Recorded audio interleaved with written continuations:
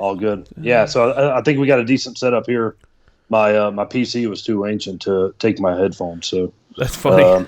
yeah, yeah. How old's your computer? Man, I got this thing whenever I was still in, so it's at least 7 years now.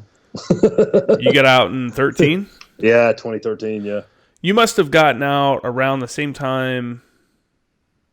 Because I think, didn't we go to some car meets in 2013? Yep. That was like, and then you got out. Was that when you got out? Is right at the end of that? Yeah, August. August is when it was. Maybe July terminal, something like that. Oh, okay. Did you stay around the area? Is that what it was? No, I didn't. But I'm from North Carolina, so. Maybe we hung out before then, because I was deployed until August of 13. And was then. It? Yeah, so maybe it was 2012 when we were going to the car shows or car meets and stuff like that. Yeah, because it was Evo M. It was like me and you were the only dudes in Jacksonville on Evo M. Yeah, and we just started recruiting people from there. Oh, is that where we first started talking? That's it, man. Evo M. It was me, you, and there was a couple other dudes on there, but none of them were around. And then we got it going, and they actually turned into a pretty legit setup that they had. So it was kind of cool. You know, I thought, like, that was when I first started going to car meets, and I thought it was cool when we could get, like, 6 people to come together. Yeah. And then I moved out here to California, and I just started adding all these, like, car meet pages on my Instagram. And, dude, it's insane. Like, I've heard you talk about it. It's just insane, man. I think literally the biggest meet I've been to is probably 4,000 or 5,000 cars. That's insane. It's like a car meet, like flash mob off of Instagram. Yeah, that's insane. And it was great out in North Carolina too, because we would cruise down. I know we went down to Wilmington and we'd go to Cars and Coffee in Wilmington sometimes. That's right. Then, did you ever do the autocross? Were you doing autocross out there? Yeah. Cherry Point and Wilmington. Yep. Yeah, see, I don't talk to enough people from when I lived in North Carolina, so I forget like half the stuff I did out there. Yeah, I need to because I was towards the end of my time in North Carolina, I was like deployed or like training for deployment constantly. Yeah. So all the people I had met, I had just kind of lost touch with because I was so busy. And then I went straight from deployment to California and then right on to another deployment. So I lost touch with a lot of people. So yeah, I totally forgot about some of this stuff. Man. Yeah. From out there. Yeah. We had our Evo 10s, and there was like 1 or 2 in the area. And then after that, man, like I remember right before I got out, we did like a cookout on base. It was at that park, kind of in the French Creek area of River Road. Okay, man, we had like 17 Evos out there. Really? I didn't make it to that one. I have a picture somewhere, and we had all the Evos lined up. And we just had a cookout. It was a good time, man. Yeah. It turned into something legit, you know. There's going to be some Subaru drivers out there, you know, watching or listening to this that are like, fuck those dudes. Yeah. Well, it turned into a cool thing. It was actually the Jacksonville all-wheel drive car meet. I think it was the Page or something like that. Yeah. And we actually set aside our differences, and the Subies and the Evos actually got along for once in history. Everybody hung out. So when I went to get my Evo, when I went to go get the car, I actually I was going to get a Subaru first. Yep. I was going to get a WRX special edition, and they wouldn't come off the price at all. They didn't even have any on the lot, and they were going to charge me to ship one, another $500 to ship it from a different dealership. Like they didn't even, they wouldn't come down at all. They wanted $40,000. And I'm like, no way. And that's why I ended up getting the Evos, because they were too crazy. I was like, fuck that. And then I'm glad I did, because then afterwards I was researching it more, and that's when all the Ringland issues and stuff like that started coming out. Dodged a bullet. Yeah, about them like blowing their apparently they run perfectly fine, but as soon as you start doing modifications to it, it's very touchy on the engine. Whereas I think the Evo 10, what's the issue? Like the drivetrain, the tranny goes out, or the diff, you know? I think that's what a lot of people... I never had issues. I had issue with mine one time, and it was the clutch master cylinder went out, which was a known issue, and there was a recall out for it. But I was like, I'm just going to wait till this bitch fucking dies, and then I'll go get a new one. Like, that's right. Like, no reason to go and get a new one for no reason. Which sucked though, because out here they have the Mitsubishi Owners Day, the mod, Yep. And I was going to that every year, and it was the day of or the day before mod. I was getting ready, getting all my stuff ready because I would go in the evening time the night before, because that's when, if you're going to get a spot in the parking lot, because there's thousands of cars that come to it. Yep. You have to go the night before, and it fucking clutch master cylinder went out on me. Of course it did. Right before I could go. Yep. But yeah, and then afterwards, and then I ended up getting rid of the car. I was like, well, it's starting to get to the point where stuff's probably going to start happening. So yeah. Fucking Evo, mine was good to me, and I loved it. I had an Evo 8 after the 10. Oh, really? It was cool. It was cool, but which one did you like better? The 10.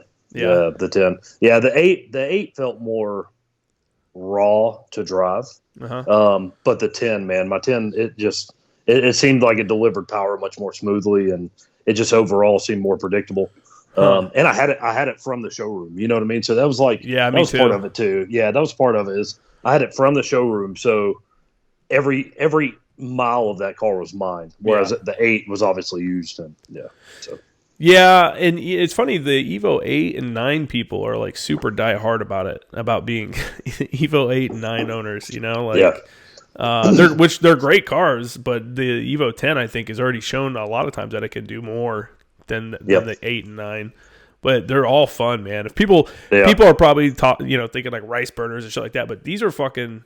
I had people who were like, "This is like a high school kid's car," and I'm like, first off, bro, this car is almost $40,000. Like, show me a high school kid that's buying that. And like you, I bought mine brand new. Also, I bought it at the dealership.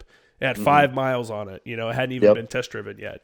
But I don't know. Like, I don't know. People don't understand how fast they can be too. I mean, they're not as easy to like get crazy horsepower like a Mustang, where you can just throw like an exhaust and a tune on it. But out of a 4-cylinder, man, I was doing a lot. What all did you have done to yours? Oh man. I had the 3.5-inch intercooler. All the hard pipes. I think it was all ETS that I had. Yeah. I had a 6-putt clutch, the street light flywheel. The I think it's Grimspeed electronic boost controller. That was a big one. Yeah. Oh yeah, man, that was a major difference. And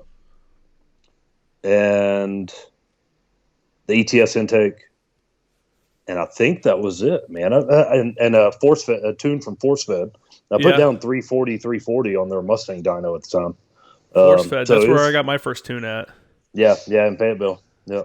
Oh, no, never mind. That's not it. I'm thinking of the one in, what's the place in Wilmington? There's like a speed shop. National Speed? National Speed. I was going to go to Force Fed because there was that Evo shop there. There was a place there that was known for their Evo stuff. I don't remember what happened, why I ended up not going there. But I went to, I had a lot of the same stuff you had done. I didn't have the ETS intake. I had the engine. I bought the engine. Okay.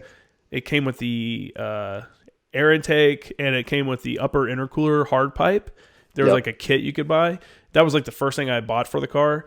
And then after that, I bought like all the I had the 4-inch intercooler. I think that was the biggest one you could get without having to cut anything. I believe it was. Yeah, so I had the 4-inch intercooler. I had the Grimspeed boost controller also. How'd you like the clutch with the changing up the clutch? How hard was that to drive? It was a nightmare. It took some getting used to. Yeah. I forgot also I had the ETS 3-inch. I think it's a 3-inch turbo back exhaust too. Yep. Which one? Yeah, so the clutch wasn't bad. It was super stiff. But where I went wrong was getting the street light flywheel. Yeah. And man, it just chattered everywhere you went. Everywhere you went, you were getting constant chatter. And that got old. Thankfully, it wasn't my only car, so I had a daily I could drive around. But it got very old. But that was, from what I understand, was mostly due to the flywheel. So if I could have redone it all over, I would have resurfaced my stock flywheel. But that clutch, man, I burned up the clutch my first time going to Coastal Plains after getting everything put on. So the stock clutch went like 3 passes, man. Yeah. With brakes in between, it was gone. It was done. Coastal Plains. That's that. I was talking about that drag strip with somebody. I couldn't remember the name of it. Yeah, on one of your podcasts, you were talking about, you're like, what was the name of that place? And in my mind, I'm listening, I'm like, Coastal Plains, man. It's just a little hole in the wall, quarter-mile drag strip. Yeah. Every Friday night, they did their street legal stuff or whatever it was. I don't remember. Which was cool. A lot of us would roll up in force there, so you'd have like 4 Evos all hanging out. It was cool, man. That is cool. Yeah. The one time I was going to go to it, it was raining. Because I was afraid I was going to fuck it up. I was like, man, this is my daily. I'm not trying to I had done some work to it and stuff, but I wasn't trying to put like unnecessary stuff. I'd fix as stuff went out, I fixed it. Like when my clutch finally went burned up, I finally replaced it, but I upgraded it, and I upgraded the flywheel as well. But I didn't go heavy on the clutch like that. I went like whatever the in between that is. I don't know what you want to call it. But I didn't. Mine wasn't too bad. It wasn't an issue to drive it. However, out here in San Diego, there's some areas with some pretty steep hills. Yeah. And it's like, fuck, man, that will definitely screw. You have to do the whole e-brake thing. Like, because if you don't, you're going to hit the person behind you because they're going to get up on you. It's just not conducive to having a car like that out here. So, man. Absolutely. Why'd you end up getting rid of it? Man, I'm trying to think. So the 10, I owned it outright. And I was like, man, I could use some money to pay off some bills, pay off some debt, whatever it was at the time. And I found an 8 that I really liked. And it put down about the same power, it was a little bit less. Everything was already done to it. It was like ready to go. And I just committed. I was like, okay, well, I can trade my 10 in for this 8, and then I'll have a few grand to put towards whatever bills I had at the time, and still own another car outright. So that's what I did. And I wouldn't say I immediately regretted it, but it was pretty soon I realized I regretted it, Yeah. But the 8 was cool. Like I'm not saying anything bad about an Evo 8. It was an amazing car, but compared to a 10, I preferred the 10. So. Yeah, I mean, you can't beat the modern, like the computer and stuff, it's doing different stuff with the drivetrain than the 8 and 9 could do. Like, those are still very capable cars, but I don't know. As long as you, like you said, like if you take care of it, I took care of mine. I didn't drive it super hard. I didn't really drag race, I didn't do anything like that. So I never had a lot of issues with mine. It's the guys that buy them and then go out and start. They gotta launch it at every light, or they start putting on stupid shit. There was some guy driving around Lejeune who who changed the blow off valve from a recirculating one that's stock and that's what runs correctly to a vent to atmosphere one, so that you could hear that like that. Whoosh, whoosh. And I just remember I was driving next to him on base. We just happened to go by each other. And this dude was shifting constantly just to hear that fucking blow-off valve. And I'm like, dude. Fucking clown. And that's the kind, you do stuff like that, and guys will do that and not get it tuned, and like then they'll just blow their motor up. And people don't make smart decisions. You got to have kind of a game plan what you're going to do with a car. And some people want to have a show car, and some people want to have a fast car. And sometimes you can have both, but, man, that's a pricey endeavor. You can't. It's expensive enough to like mod your car, like the engine and stuff like that, and then you want to throw on some nice like show wheels, That's Can't do it, man. That's pricey, especially being in the Marine Corps and enlisted dude in the Marine Corps. I wanted to get wheels for the longest time, but I ended up getting 2-piece rotors because I was like, you know what, that's gonna make me a little bit faster. I'd rather do that than get the wheels. But anyway, we got all the car stuff out of the way right there. That's right up front load it. What year did you join? Were you always an East Coast guy? Yeah. Well, most of the time, yeah. So I joined in 2006, and born and raised in North Carolina. So joined in 2006. It was September whenever I joined. So. Okay. Yeah, that was like a couple months after me. Did you go to Paris Island? Is that what you said? Paris Island. Yep, Paris Island. And then, did you come in as an 0861 or? I did actually, man. It was kind of interesting listening to the podcast and hearing other people's stories too. I had a guaranteed 6-1 contract, and at the time it was mostly unheard of for people who have guaranteed contracts. But I also got I guess it was an enlistment bonus. That was kind of cool, man. So really? Yeah, dude. See, that's what I'm saying. I never met anybody else that got one. Very few. I think it was like $4,000 or something like that. Huh. And I never met anybody in the Marine Corps that got money to join. But it's actually kind of cool. So yeah, they were offering that at one point in time. That's pretty awesome. I mean, it's again, people on the outside don't know what it is. Most recruiters don't know what it is. You see fire support man. Everyone thinks they're going to be a firefighter. It seems like that you talk to. They're like, I thought it was something to do with firefighting. And then when people get into it, it can be a high tempo depending on what you end up getting, where you end up going. Like if you go to MEF, you're MEF fires, FATIDS, dude, your tempo is a little bit slower. But if you go to like a battery, you're in the field every month probably. It's just like, that's just how it is. That's the life. But so you came in 2006. So what were you at MOS school in 2007? Yeah, it was so after boot camp, I graduated in December. I had recruiter's assistants. So that must have been January. I must have checked into recruiter's SEAL. Assistants. Yeah, man. What'd you do on recruiter's assistants? I fucked off. I skated. I practiced skating is what it was, because it was there was like a group of like 3 of us, and the recruiter would just be, all right, go to the local community college and walk around and talk to people about the Marine Corps. Well, okay, well, you can only do that so much, and then you start feeling just out of place. Yeah. So we would do that for a few hours, go back, be nothing for us to do. We'd PT. And then we'd just take off, pretty much 8 to 5 with the recruiters. Yeah.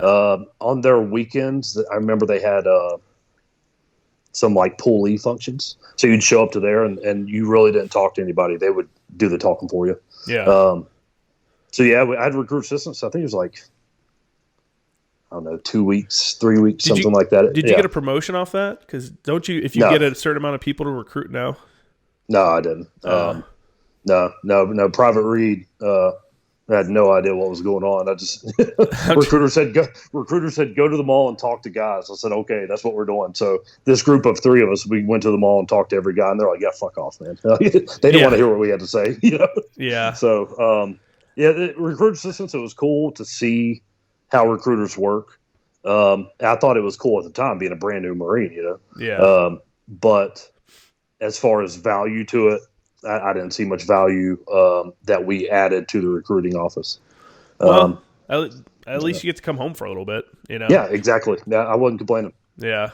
It's too bad they don't do it like, so officers, if they're waiting on their school, they get to go to like, they can go to different training schools and stuff like that. Sometimes they'll send them to a command to do OJT. I'm surprised they don't really do more of that for the enlisted guys. What was your first unit? When did you check into your first unit? So I checked in,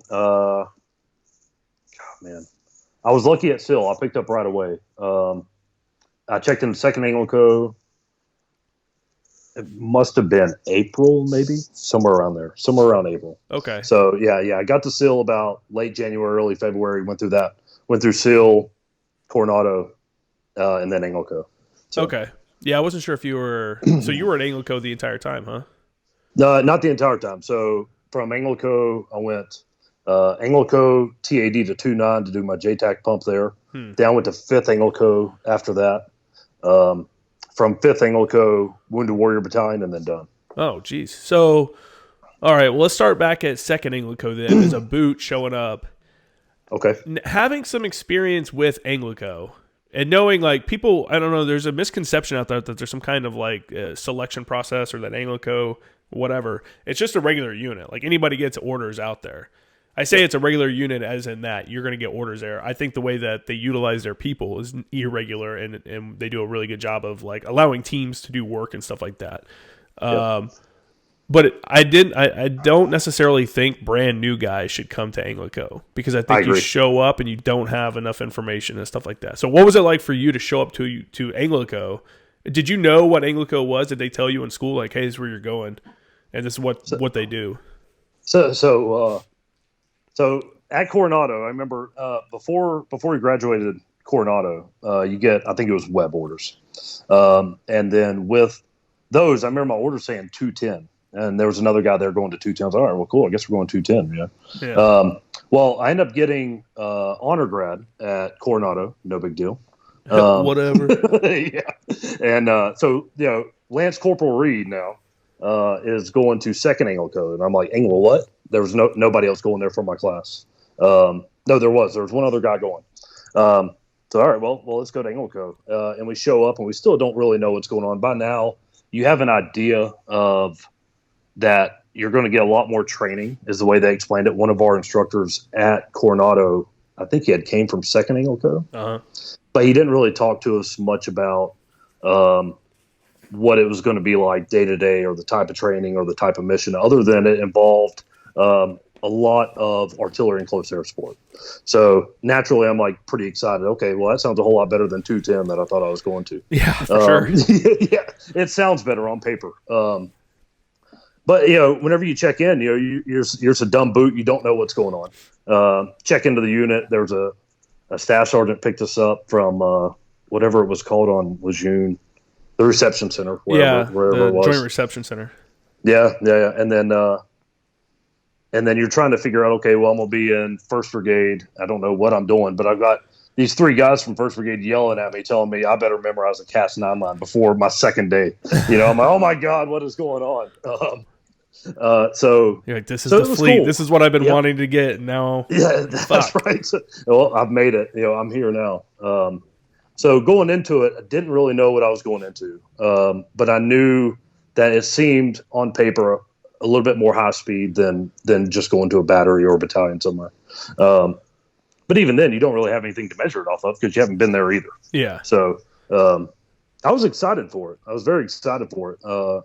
And I thought the idea of close air sport was just kick ass, So naturally, I was pretty excited to go to ANGLICO. Yeah. So did you immediately jump into a firepower control team, or were you like S3 or something beforehand? No. So I went straight to 1st Brigade, but that we were the last group of boots to show up to check in before we were going to Iraq. We were going to Iraq in September of 2007. So we checked in probably April, May. That sounds about right. So we checked into 1st Brigade, me and another guy checked into 1st Brigade. And then we were just with headquarters because by then the teams were already set. Yeah. And they didn't really have a spot for us, but we knew we were in 1st Brigade. So we just piggybacked on the other team's training. So I remember going to a couple shoots, OP5 and OP2. OP5. Yeah, and I thought OP5, man, we did a rotor shoot there. It was my first shoot in the fleet. Mm-hmm. And we did a rotor shoot there, and I was fucking amazed, man. I was like, oh, this is so badass. It was a night shoot, too. Oh, yeah. This is so badass. Yeah. Skids are great at night. Oh, it was cool, man. It was so cool. And at that point, I was like full on ready to go. I was okay. I want to go to a team, But no, we stayed in headquarters. We did a workup in Fort Polk, JRTC, I believe it was. Fuck yeah. Yeah. That is miserable. Yeah. well, the guy that I checked in with, he piggybacked onto a team, and I was in for that workup. I pretty much stayed in Gunny German at the time, in his right pocket, following him around, trying to learn what this was all about. That's a great mentor to have, and a difficult one, I bet, at the same time. Oh man, it was. He's a legend. For those that don't know, he's a legend on the East Coast. Yeah. As a boot to the Marine Corps, as a Lance Corporal, he was so intimidating. But you knew, like, his presence. He just had that command presence everywhere. Yeah, dude. Even as a sergeant, I was intimidated by him. I met him as a sergeant. Yeah. I'm like, dude, don't fuck around with this dude. Like, he knows everything. Yeah. So following him was really good because it was like a soft entry into going to a team, which is exactly what happened. So we did the workup at Polk, and then one of the teams, it just wasn't working out with the guy that they had, the junior 08. So I went to that team. And that team was actually an extra team that they produced to piggyback onto Salt Bravo. Yeah. So Salt Bravo had 3 fix for our Iraq deployment. So after the workup, I ended up going to that team, and yeah, I was FIC 11. Huh. Salt Bravo. Yeah, it was FIC 11 is what it was. What was your role on the team? So it was interesting. I was the team leader was 08. He was a 0802, I guess it was. The team chief was actually a a comm guy, an 06. We had another, we had a junior comm guy, and then I was the only 6'1" on the team. So I was just a junior scout. Oh, really? You were the only 6'1" on the team? That is weird. It was interesting. Yeah, it was cool, man. I didn't recognize at the time how diverse that was to an ANGLICO team, but we made it work, and it worked out great. Yeah. So. I mean, the cool thing about ANGLICO is you could be almost anything and get put on a team. We had a Sergeant Michael Farrell, he's been on a couple times. Yep. When he was with First ANGLICO, his team had a comm tech on it for a while. Yeah, and no kidding. As a radio operator. And then one team had a mechanic that they made into a joint fires observer, I think. He was either a JFO or a radio operator, but I think he deployed with the team.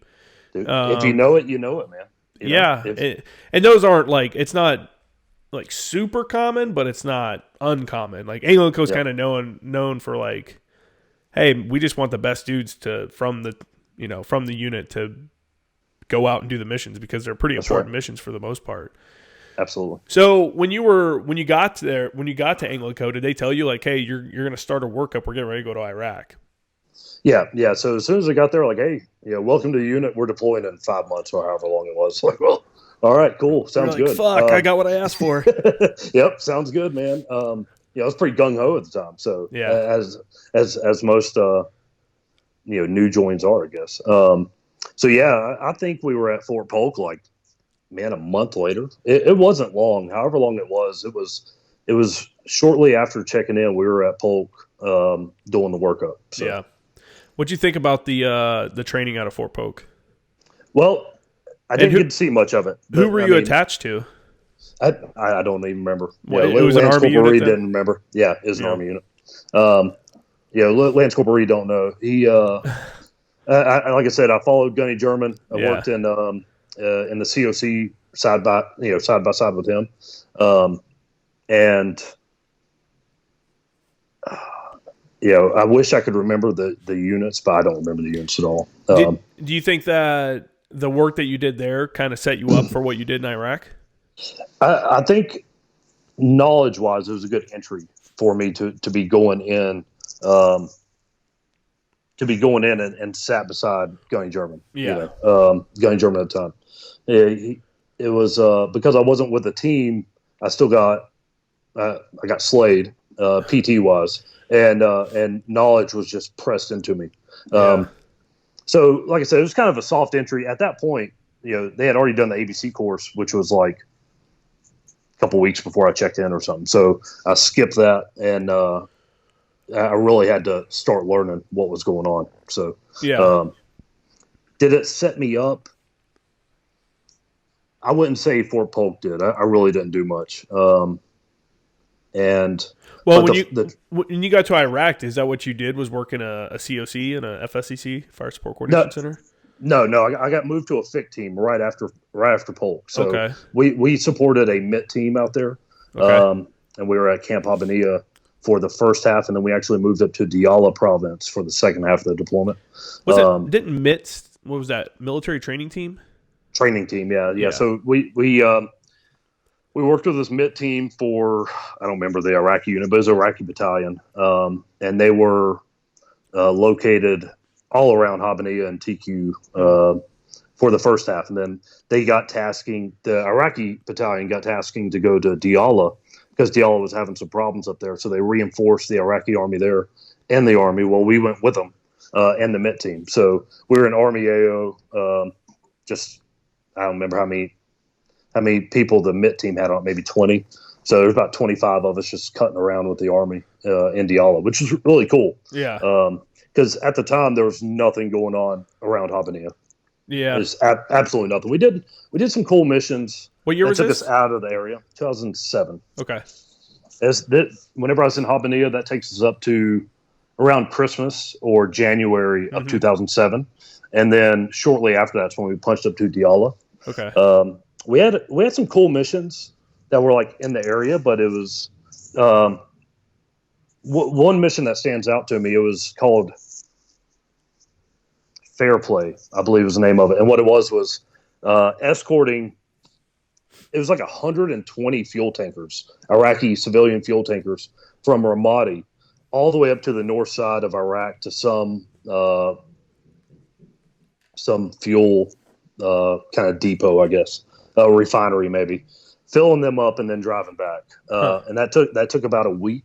So I got to see all of Iraq. It was actually kind of cool. Yeah, it was kind of cool. A week on the road. Yeah. Go up there, stay there for like a day and a half, and then punch back down. What was the IED threat?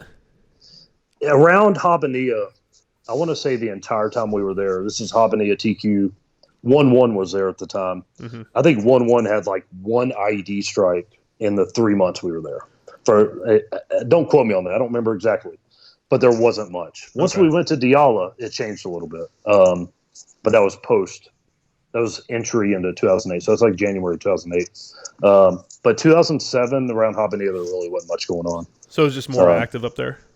Yeah. And I think that was more – I think the dirtbags cutting around Diyala had more of a problem with the Army than they did the Iraqi Army or anybody else in the area. So, oh, really? Why is that? Yeah. Man, it is – you could just tell that they were just getting treated like crap, really. I remember one of the first patrols we did it was a striker unit, and we rode – my team chief and I rode in a striker to go set up like a short OP for just like half a day. Mm-hmm. And we broke down out of this house. And as we're leaving, there's kids everywhere, and the kids are curious about you. And there's like 3 kids probably 10 meters away from us just looking at us. And you could tell they were just being kids. They didn't have any ill intent. Well, the Army decided, okay, well, we're going to one of them throws a smoke grenade at the kids, and not like tosses at them, like launches a smoke grenade, Oh, really? At these kids. Yeah, and the kids take off running. And I'm thinking, man, if that was my kid, I would be pretty pissed off at the Army right now. And so I think that was a big part of some of the issues that they had, was just locals being unhappy with how they were cutting around. The mission in Diyala was kind of cool. We were just there to reinforce another Iraqi Army unit. So what we did is we were on a couple different bases. Normandy was one of them, and the other one, I don't remember the name of it. But it was kind of cool. What we did is we'd just go out. We'd hit up a small village for a week, stay there, go back to the Normandy for a couple days, go back out for another week, 2 weeks, come back, and it was kind of cool. And the battalion that we were supporting produced some results. They found some caches, found some bad dudes. It took some casualties as well, but yeah, it's pretty good. How was your FICT employed during the deployment? Like what exactly were you doing? Were you guys like one FICT per truck in the convoy or something like that doing, and then just running air during the whole time, or how were you employed? Yeah, usually. So with with Operation Fair Play specifically, we took 2 ANGLICO teams for it, because you get this convoy that's miles long, hundreds of tankers, hundreds of gun trucks, that's Iraqi crazy. Army, Marines. It was cool. So we had a FIC team up front, and then we had a FIC team in the rear, and then we just bounced back and forth. They were usually pretty benign. The highlights of it was anytime we rolled through Baghdad area. I think we only did that mission a handful of times, 2 or 3 times. Rolling through Baghdad was always pretty sketchy. Yeah. And you'd see it. Route clearance would be everywhere at the time, and then half the time route clearance would get blown up, so we're sitting there for even longer. But I remember them allocating a lot of air for this. So I was the driver, and I remember my team lead. He had plenty of air during the mission. But yeah, I was pretty much just driving. And what were you driving? We had up armored Humvee. It was 1114, I think was the nomenclature. 1114. Yeah, those were those big ass fucking vault doors on them. Yeah, things weigh like 500 pounds. Yeah, man. Yeah, dude. I think a lot of dudes broke their hands in those doors of that thing, because that's so sketchy, man. Being in a Humvee, I thought they had stopped using those at some point. I guess not. Maybe the advisor teams were using them. The MIT teams had MRAPs. So they had MRAPs at the time. We were in a Humvee. I think all the ANGLICO teams then had had Humvees. I don't remember anybody getting an MRAP. That's the least preferable thing to get blown up in if you're going to get blown up. Like, yeah. And you heard about it too. They're talking about all these. They're talking about MRAPs can take a blast, an underbelly blast, amazing, and you're rolling around in a Humvee that can't take an underbelly blast for anything. Yeah, that's just ready to launch you. God. Yeah. So, but it was, whenever we were, during Fair Play, that was the most driving we did, and then the drive up to Diyala whenever we moved the entire battalion, that took forever. And then after that, all it was we would just escort, or we'd tag along with the MIT team whenever they tagged on to one of the Iraqi company's operations. Yeah. And then we just run patrols with them and just be there for whatever they were doing. How often did you interact with the Iraqi soldiers? Well, once, not so much in Habbaniyah, but once we moved to Diyala, we were with them all the time. So did you eat with them and do all that stuff? Yeah. Whenever we were out, so whenever we were on Normandy, we were on the Iraqi side of the base, which is a beautiful base. One of the pictures I sent to you, it was it's a landscape picture. You see a river and just rolling hills. Is beautiful. That's the backside of Fob Normandy, and the perimeter for the backside of it is a river. So they gave us this little building to live out of whenever we were on the base, and the entire SALT was there. And while we were back at Normandy, we were with the SALT and the MIT team. And then once we pushed out to go hit up a village for a week, 2 weeks, whatever, we were side by side with the Iraqis. So it'd be 2 weeks, living with them, and then 1 week not living with them. It's interesting when you actually, because I did the advisor tour in Afghanistan, it's living with the Iraqis or living with the foreign force like that is interesting because, like, we didn't live with them. Like, I wasn't sleeping next to these dudes all the time. Like, we shared Fob Jackson, and then we would go out with them. We do. Dude, I would sit over there, and with their commander, they had this platform with rugs laid out, and we would all sit on pillows, and it was outdoors, right? And it had like I don't know, I can't remember what it's called. It's just like the lattice above you, and it had they were growing grapes off of it. And as the summer went on, they actually grew, and now they're sitting there. And we would be sitting outside having our little talks with them, drinking chai, eating like local fruits and candies, and you could get pick grapes off this thing, and then we would be watching like Pakistani soap operas, and it was so weird that they would roll out this old TV and we'd sit there and watch Pakistani soap operas with them, and it was just, I don't know, just interacting with foreign people like that is just fun. It's just it's super. I don't know, getting into another culture and trying to understand it, and they were cool too. Like they weren't extremists, they weren't like, I don't know. They would ask us, we would literally watch something on the Pakistani soap opera, and they'd be like, what would happen in the U.S. if that happened? And we would talk about it and stuff. So was it kind of like the same way with the Iraqis?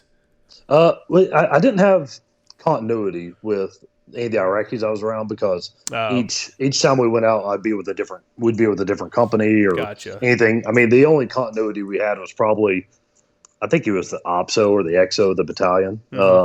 He was always the one that was kind of around the MIT team. And then from there, a couple of guys from the MIT team would be going to this company for whatever couple of days. So our team would say, okay, we're going to go with them or we're going to go to a different company. So I had a handful of interactions where I tried to have conversation with them, but nothing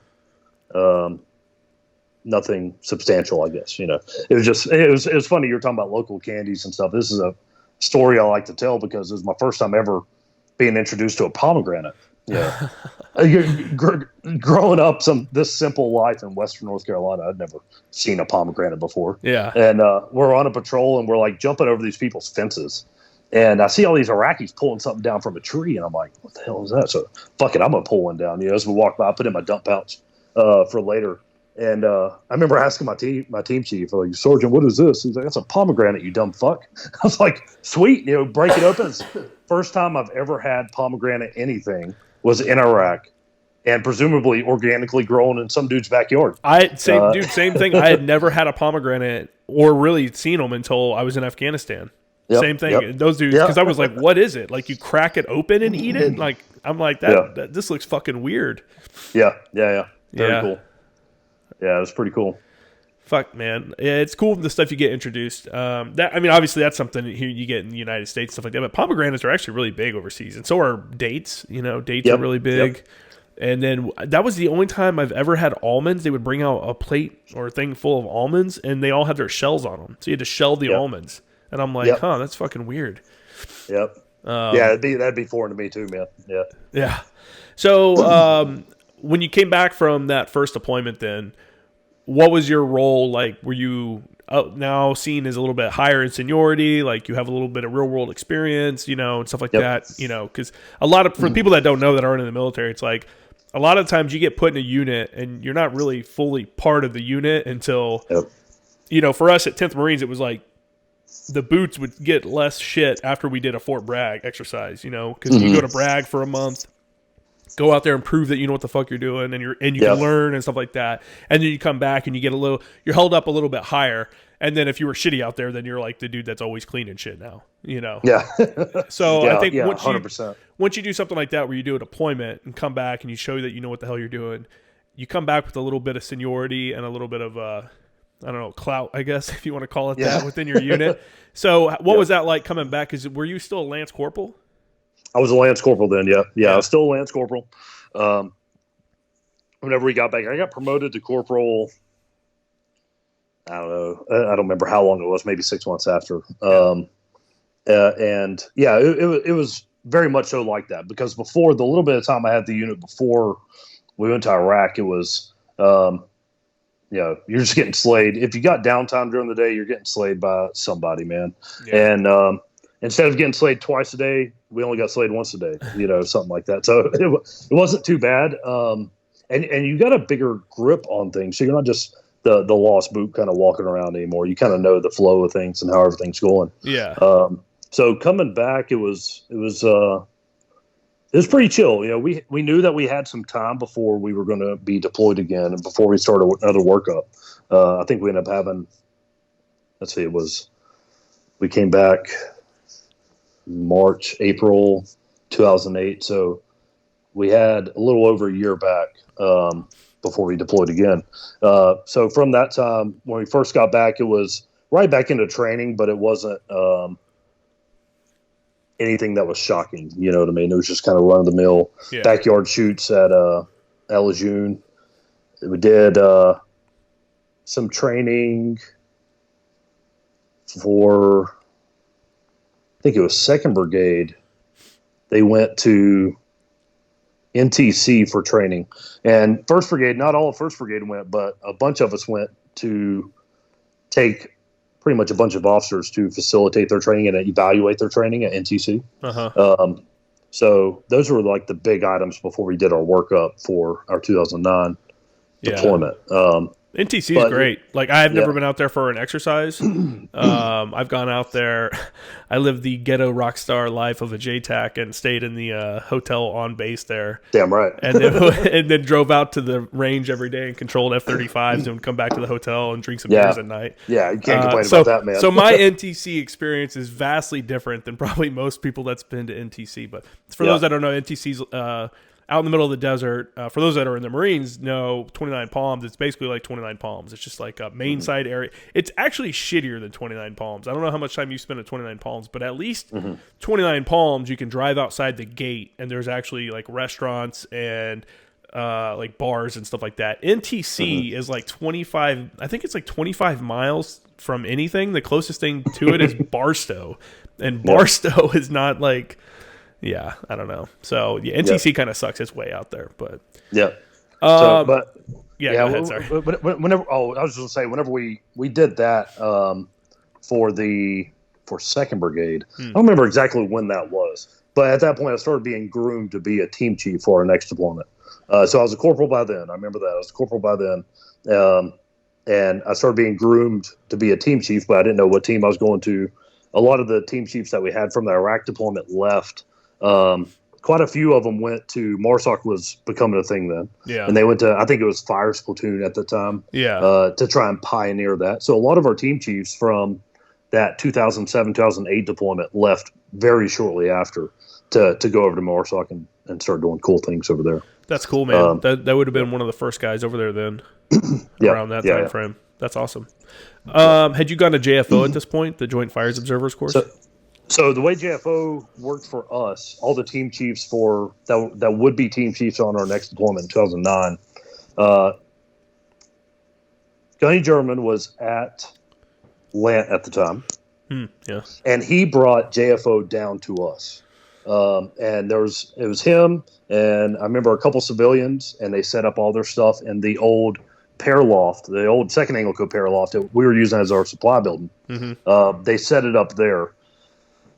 The unit went to somewhere in West Virginia, I think it was, for training, except for the team chiefs that were going to be going through JFO. So all the team chiefs that we had then went through JFO on Lejeune, and like a mobile JFO, I guess, that German and some civilians brought down. So that happened. I wish I knew when that happened, but I don't remember what month it was, but it was mid-2008 maybe. I think that's when they were starting the JFO program. I think that's when they were actually building it. So you guys were probably one of the test bodies for – because I think it was him. Gunny Corinthi was up there. Oh, God. I forgot another dude's name. He's going to – maybe if he hears this, he's going to curse the radio. I can't remember his name, though. But he was up there as well. So I actually worked with – that's when I first met Top German was I went up to Lant for – EWTG Lant for the Fire Support Coordinators course. They wanted me to go to that before I did my 3-6 deployment. Briefly met him there, and then he actually taught some classes to us when I got back from Afghanistan. He had just got back from Lant, and he was now the head fires chief or whatever at division. So great dude to learn from. How was that JFO course for you? It was. I'm not going to call it a breeze because German was very tough on us, considering that, especially the guys that were there. We were his boys. You know what I mean? Yeah. So you better not fuck it up. Exactly. And we had. I remember there being some infantry guys there that were trying to do JFO. Yeah. And compared, it's just the way it's going to be. You take some ANGLICO guys that have some experience and put them next to some infantry guys that don't have the same kind of fire support experience as an Anglican does. They're going to struggle. Yeah. So the spotlight wasn't on us, and none of us had trouble with JFO. It was, if anything, it was more confidence building. Yeah. But German was sure to give us the tougher or more intricate things. And if we fucked it up, we heard it from him. I don't remember any of us fucking anything up, but I remember hearing his wrath whenever the other guys were fucking it up. Dude. I was helping him teach JFO primers when he came down to 10th Marines, and he would destroy dudes. Oh, my God. And I've never been called a dildo that much in my life ever. And then if you were an 0861, because the JFO primer at division, you take guys from the infantry battalions and CLB and stuff like that. We send all those guys to JFO so that they have JFOs before the deployment. Yep. And then mixed with 0861s. And then he would destroy everybody. But if you were an 0861 and you didn't know something about like call for fire or something like that, oh my God. Yeah. It was like, what the fuck? That's your fucking job. And you can't blame him either, because that's the reality. Like, dude, that's your fucking job. If you can't be turned to know this, then who's the commander supposed to turn to? You know what I'm saying? Like, that's your 100%. Fucking job. So 100%. I get it. Some people don't like it, and some people don't like the abrasive nature by like people like him teaching. Yeah. But I don't know. People don't know the reality either. A lot of people don't know the reality of like, being overseas and not knowing something. It's just not acceptable. So that's a great person to learn under for sure.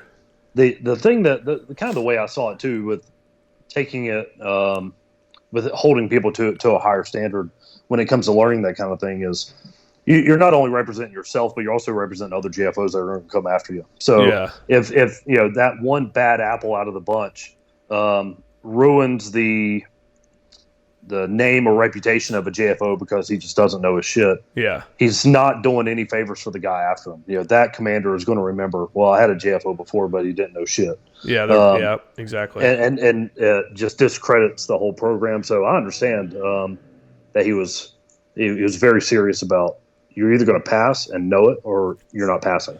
Yeah. No, that's the way it should be for sure. So what was that like after that? So you get done with NTC, you do JFO, the mobile JFO team, and then you're going to be deploying again soon. Where was your next deployment to? And did they tell you like, hey, this is we're gonna be going, so we're gonna focus our deployment training on that? Yeah. So we knew one brigade from 2nd was going to go to Iraq, and one brigade was going to go to Afghanistan. And I believe it was set in stone from the beginning that 2nd Brigade was going to Iraq and 1st Brigade was going to Afghanistan. I don't remember how it got set up. I think it was during the initial big Marine push into Afghan. They had sent over a MEB, what was that, Marine Expeditionary Brigade, I guess? Yeah. So they had sent that over, and they wanted an ANGLICO team to go. And they sent a team from 1st Brigade, and I think they ended up attaching with 1-8. What year was this? 2008. No, 2009. Okay. 2009. 2009 is at the end of 2009 is when they really started pushing everybody into Afghanistan, because half the guys that replaced us in August of 2009, I think they were only in Iraq for like 2 months, and then they flew them to Afghanistan. Yeah. So 1st Brigade we deployed to Afghan in May 2009. But we, that team that had went over, they had went over much, a lot, a few months before us. So we knew at some point around then, we knew, okay, 1st Brigade we're going to Afghanistan. We don't really know what we're doing over there, or what we're going to be doing. We know what we're doing. We don't know what we're going to be doing, but we're going to go. So 2nd Brigade went to Iraq, and we left shortly thereafter in May 2009 to go to Afghan. It was just one brigade. That was it. Okay. So, yeah. Where'd you guys end up going in Afghanistan? So the team, we all flew into Bastion Leatherneck. Pretty funny story about whenever we first got there. The 2nd ANGLICO guys that were on that deployment, the 1st Brigade guys will laugh about it. We flew into first. Okay, so we go to Kyrgyzstan. This is in May 2009, and we fly into Kyrgyzstan, and we're okay. How are we going to get these 55 dudes that nobody's ever heard of into Afghanistan? So we got a flight into Bagram. And so we're walking around Bagram, and there's Army guys, saluting everybody. And we're like, what the fuck is going on here? And then, sorry, my dog's walking. That's cool. So we get to Bagram. Okay, now we're in Afghanistan. Let's get down to Leatherneck. So we end up getting a flight down to Leatherneck. And, man, there's nothing. We get on a bus from the flight line. They take us to this LSA on Leatherneck. And we see tents. They're all occupied. And we have no idea where we're supposed to go. So we took in May, it's pretty damn hot. We took our ponchos and just strung them up on the side of a tent in Leatherneck until they found out where we were going to be. Jeez. So we had a platoon of Anglicans just baking in the sun on the side of some other unit's tent. That's fucking crazy. For a day. It was only a day. And then they found us, they had these big circus tents. And they put us in a circus tent. And then from there, that began the conversation of, okay, these are the missions we can get in on. Where are our assaults and our teams going to go? So I didn't know. We knew that we may have guys working with the British before we got to Afghanistan. But I had no idea that my assault was going to be working with the British until we got to Afghanistan. Yeah. And then we had no idea, okay, this is the area we're going to be going. We had no idea of any of that I knew of until we got there. So what unit did you end up attaching to, and where'd you guys go? So SALT Alpha was in Nadi Ali, which is the what do you call it, district north of Marja. It's west of Lashkar Gah, and it's north of Marja. At the time, nobody's in Marja. So my salt went there, and we had our team split. I was at kind of the southern half of Nadia Lee at Patrol Base Silab. We had a team at what's the name of that base? I can't remember the name of it, man, but it was in Nadia Lee. It was in like the center of Nadia Lee. So yeah, we were just north of Marja there. Okay. Yeah, I did. Yep. I went to Marja in 2011 with 3.6, and that was obviously after 3.6. What was it? 3.6, 1.6, and one of the 9th Marines battalions did the clear in Marja, right? In 2010. It may have been. I don't remember. I was with 2.9, but this was after the clear of Marja. Okay. So fast forward to 2010, I was back there. I was with 2.9. I don't remember the units that did the push in. I think those are the right units. I don't know if it was a 9th Marines unit was there, but excuse me, I'm dying. I may have coronavirus. Not really, but I'm definitely have a cold right now, and I'm in a major city in the West Coast, and I go to a school that's super diverse and full of foreign people, and I'm like, fuck, I'm gonna die. So I have a cold right now if I sound stuffy. But so your Afghan deployment. You guys ended up going and didn't really have a mission set. You just like showed up and it's like, hey, go to Afghanistan and support somebody. Yep. Yeah. That was pretty much exactly how I understood 2009. They were still setting everything up, figuring out where everybody's going to go, and we had one brigade of Anglicans to split up. Yeah. I don't really remember what Salt Bravo did. I think they worked mostly north of Leatherneck, maybe with like kind of Nowzat area, maybe. I don't remember. I'd be lying if I threw cities out there, so I just shouldn't. I don't remember exactly what Salt Bravo did, but Salt Alpha was all with the British in around Nadia Lee, west of Lashkar on the southern border of forces until you got into Marja and south of Marja. What was like the environment like? Was it an aggressive area at the time? Were you guys getting into a lot of stuff? Okay. So what would like your normal week look like for you? So I'll start from wherever we got in. Okay. So we're at Leatherneck, and we're finding out, okay, we're going to go with the British in Nadia Lee and go hang out with them there. And you hear all these stories and you don't know what's true, what's not. But we're like, hey man, you're going to Silab. And the Welsh Guards are there, and they had a 6-hour contact at their patrol base yesterday. I'm like, fucking A, sounds good, man. You know what I mean? So that's the thought that we had going in. And then once we got there, the Welsh Guards were there, but they were leaving soon, and they were going to be ripped out with another unit because the British had something going on for elections that were coming up, and they did a surge pretty much. So we worked with the Welsh Guards for maybe a month, and they had their own fire support team. The company that we were with had their own fire support team, so we were really just piggybacking off of them, tagging along the patrols, getting to know the AO. Yeah. Whenever they left, the Welsh Guards left, and they went to another area. 4 rifles came in, and that's who we did the majority of that deployment supporting. Mm-hmm. It was B Company, pretty sure it was B Company, 4 rifles. And they didn't have a fist team, no fist team. So essentially, our FICT became their fist, which was great. So going back, a general week, pretty much tagging along with every patrol that they had. That wasn't just something local somewhere, right around the patrol base. The company was split up between 3 positions, and initially we had another the SALT split off a team, and they came down there because it was a very kinetic AO. We get into the numbers of how many missions the team ran throughout our deployment, and you're like, holy fuck, man, that is pretty kinetic. So we brought another team down to kind of lighten the workload, and they worked for about a month, and then they ended up reconsolidating with the SALT and went somewhere else.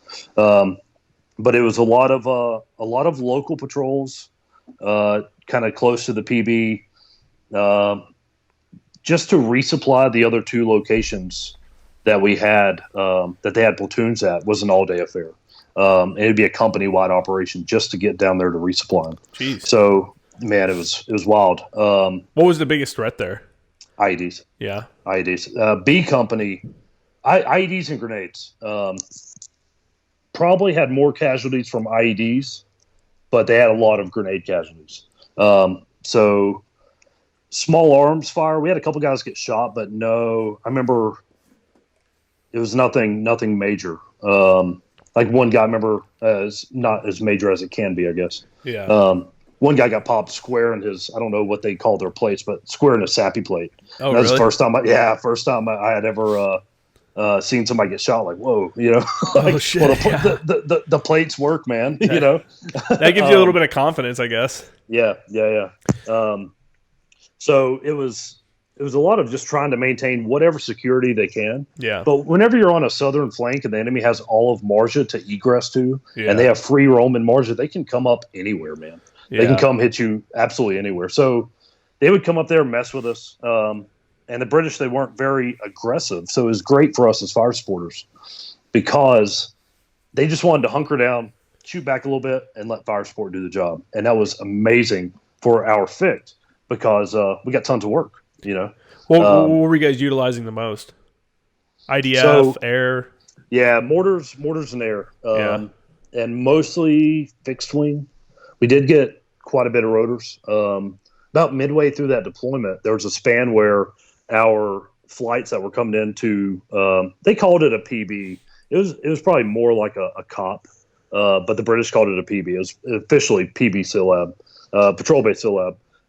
But it was more like a combat outpost. It was, we had a platoon we had a weapons platoon there. We had the British equivalent weapons platoon, and then just regular line platoon of riflemen. And also there was 105s there. So it was more like a combat outpost. Where was I going with this? Oh yeah, you sent me that video of those 105s firing. Yeah, were they shooting quite a bit? Quite a bit, man. Yeah, quite a bit. I got a couple missions with them, which was kind of cool because I was there on the PB with them and I go talk to them afterwards, and it was kind of cool, man. Oh yeah, that is cool when you can talk to them afterwards. Yeah. Did you was the call for fire the same?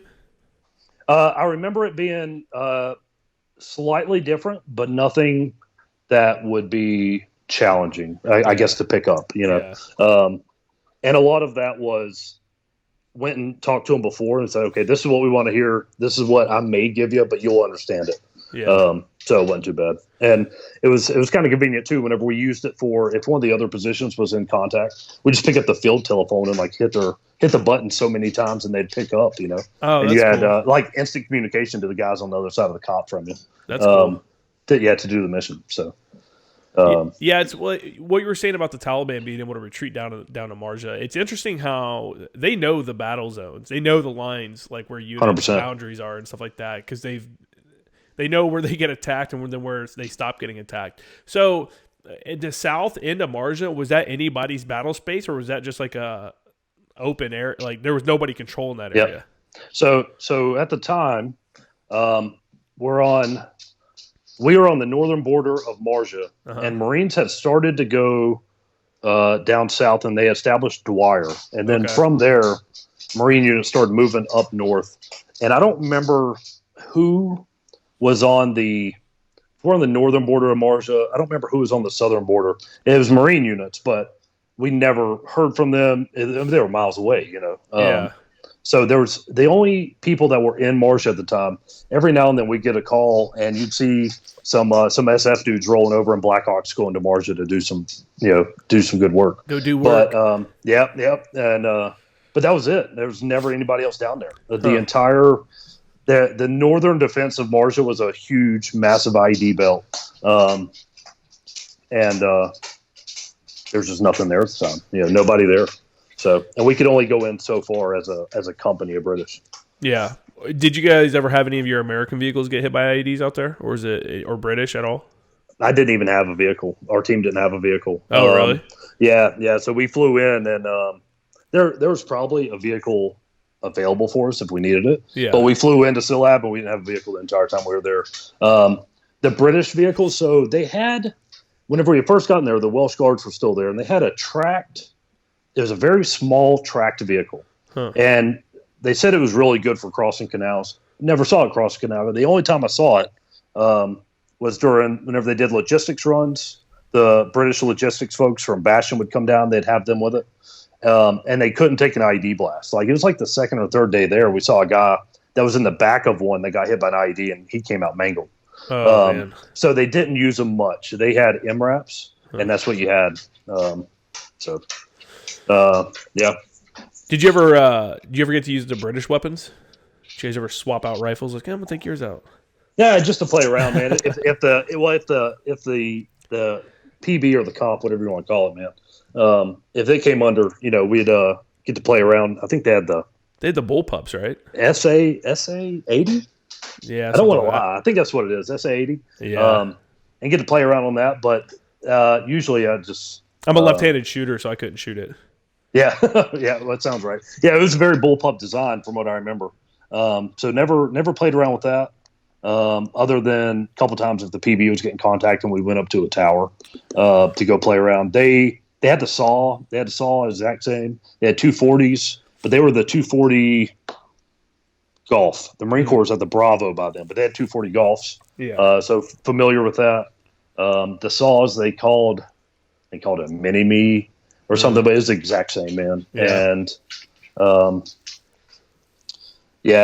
so it's interesting you mentioned earlier about how you guys were getting attacked by IEDs and grenade attacks. I knew a guy, he was at 2nd ANGLICO, Patrick Graham. Yep, I know him. He was FIC 1's team leader. I was FIC 2. He was FIC 1's team leader on that deployment. Oh, no way. And he dude. was telling me about how they were fucking chucking grenades over the wall, back and forth with the Taliban. I'm like, dude, fuck that. It happened a few times, man. Dude, I could not imagine, I've been shot at and stuff, but I don't know. Yep. Playing hot potato with grenades over a fucking wall sounds like a shitty fucking time. That's cool. I didn't know you were on the same team as him. He was when I got sent to the 11th MEU, he was my fire support officer. Yep. Yeah, good dude. Very good dude. I got lucky. I got lucky with him and my targeting officer I had. Yeah. Yeah, he was good, man. I never had the pleasure of being on his team. But he always ran a solid team. And he knew he was a solid dude, and my team leader and him were like really good friends. So they were pretty tight, and he always seemed like a cool dude, man. He is now. He's a lowly staff officer somewhere, hating his life. I guarantee he is. He's hating life. Yep. He is hating life, but he does work though. But that's funny. Those fucking grenades, man. No way. Yeah, dude. And I remember it was the first time. Personally, I saw it, and because we had a couple different positions, and the PB that was closer to the little village that we had in our area, they were getting grenaded every time they went in. Single time they got, every time for a while. Like, how would one of those attacks normally go? Like, you're just walking, and then suddenly a grenade pops over a wall or something. Yep, yeah. So this little village that we had, it was kind of gridded. And you had like little paths that went in between the compounds. Yeah. So your section or whatever patrol element you're with would be going down whatever way, and then they would just get grenaded over the wall, and the shitheads would take off running. I want to say a local told us one time that the Taliban used kids to do it. Oh, really? But yeah, we never saw the guys. And man, you think about it. By the time you chuck a grenade or a homemade device, one of the guys that actually saw it. He saw it flying through the air, and he said it didn't look like a grenade. He tried to give them a depiction of what it looked like, and it was like a homemade device. So they you figure by the time if you pull a pin, chuck a grenade, you got 5 seconds. You can cover a lot of ground in 5 seconds. Yeah, especially if you're running out of a compound, you've got walls there, and then you're gone. By the time someone throws another grenade, you're 10 seconds away. Maybe a little bit longer, 12 seconds away. And you can, man, we never saw any results of chucking a grenade back. But naturally, you got to do something, right? So, fuck, man. That's just, did you guys develop any kind of like TTP, like a reaction? Like, hey, if someone yells grenade, then this is what you do. So one thing that they started doing is every time they went into our little problem areas where the guys were getting grenaded at, which was two areas in our little company AO, it was just about guaranteed to happen. In the little village, the little gridded village, I say village, it probably had 10, 12 compounds in it. What the British folks started doing was they had put guys up on the roofs. So as you move down through this little village, you'd have a guy up on a roof, and then they would just kind of leap and bound guys on the roof so you could see the compound walls. I would say that was probably about the only effective means they had of being able to counter it, and it was effective. It was effective. So, well, that's good, man. That's just It's just such a different a strategy, like the whole chucking grenades. I never saw it. I never saw it on any of my deployments. Anybody throw any grenades at anybody? It's just, and I'm okay with that. I know there was who was it? What was it? Kyle Carpenter got his Medal of Honor for jumping on a grenade, right? Isn't that what happened? Was he with 9th Marines? Yep, that was whenever I was with 2-9. Yeah, he was. He was in your unit. Yeah, he was in Fox Company 2-9. I was in Weapons 2-9. Oh no. So let's talk about, you come back from your second deployment. What are you now? A corporal, senior corporal, or a sergeant? I'm a sergeant then. Yeah, okay. Yeah, I'm a sergeant then. So come back from Afghan. This is December 09. December 09. And I'm a sergeant now. Just re-enlisted. Re-enlisted pretty much as soon as I hit the 3-year mark. They had that crazy bonus going, and I wasn't going to pass up on that, man. Yeah, dude. And so I re-enlisted as soon as I could. Re-enlisted in country. Came back a sergeant. Tax free. Nice. Yeah, it was nice, man. So then I remember we were at our award ceremony for 2009, and Top German was there, and he came and he talked to us. And the at this point, the old school guys that had been at ANGLICO for a couple of years, we're talking to him after, and he said, "Hey man, this is what's happening. 6-1s, Sergeant 6-1s can become JTACs and then go to an infantry battalion." And I was like, "Fuck yeah, man! Like I'm there." Whenever, 100%. And pretty much all the team chiefs that were there were like, "Fuck yeah, let's do it." So sure as shit, man. I had orders to go to Lant. I was still a second ANGLICO. I had orders to go to Lant, I think by February or March. And so, I went to Lant February or March. I want to say it was February. I had no idea what unit I was going to after. I just knew I was going to JTAC school. I was like, cool. Yeah, going to THP school. What did you think about the schoolhouse? It was cool. It was. I liked that it was a gentleman's course. 2 other guys from ANGLICO went with me. And we knew Top German was there, and the curriculum was, I didn't have any problems with it. Some guys, you could tell some guys did, and I understood that. But it was good to get away from the regular fleet for a few weeks, and just kind of chill out and get official with CAS. It definitely helped that you were with ANGLICO for a couple of years before. 100%. 100%. Yeah, 100%. It's just the way it is when you're surrounded by it, and you just pick it up. You don't really realize how abstract or different that may seem to people that haven't been around it for years at that point.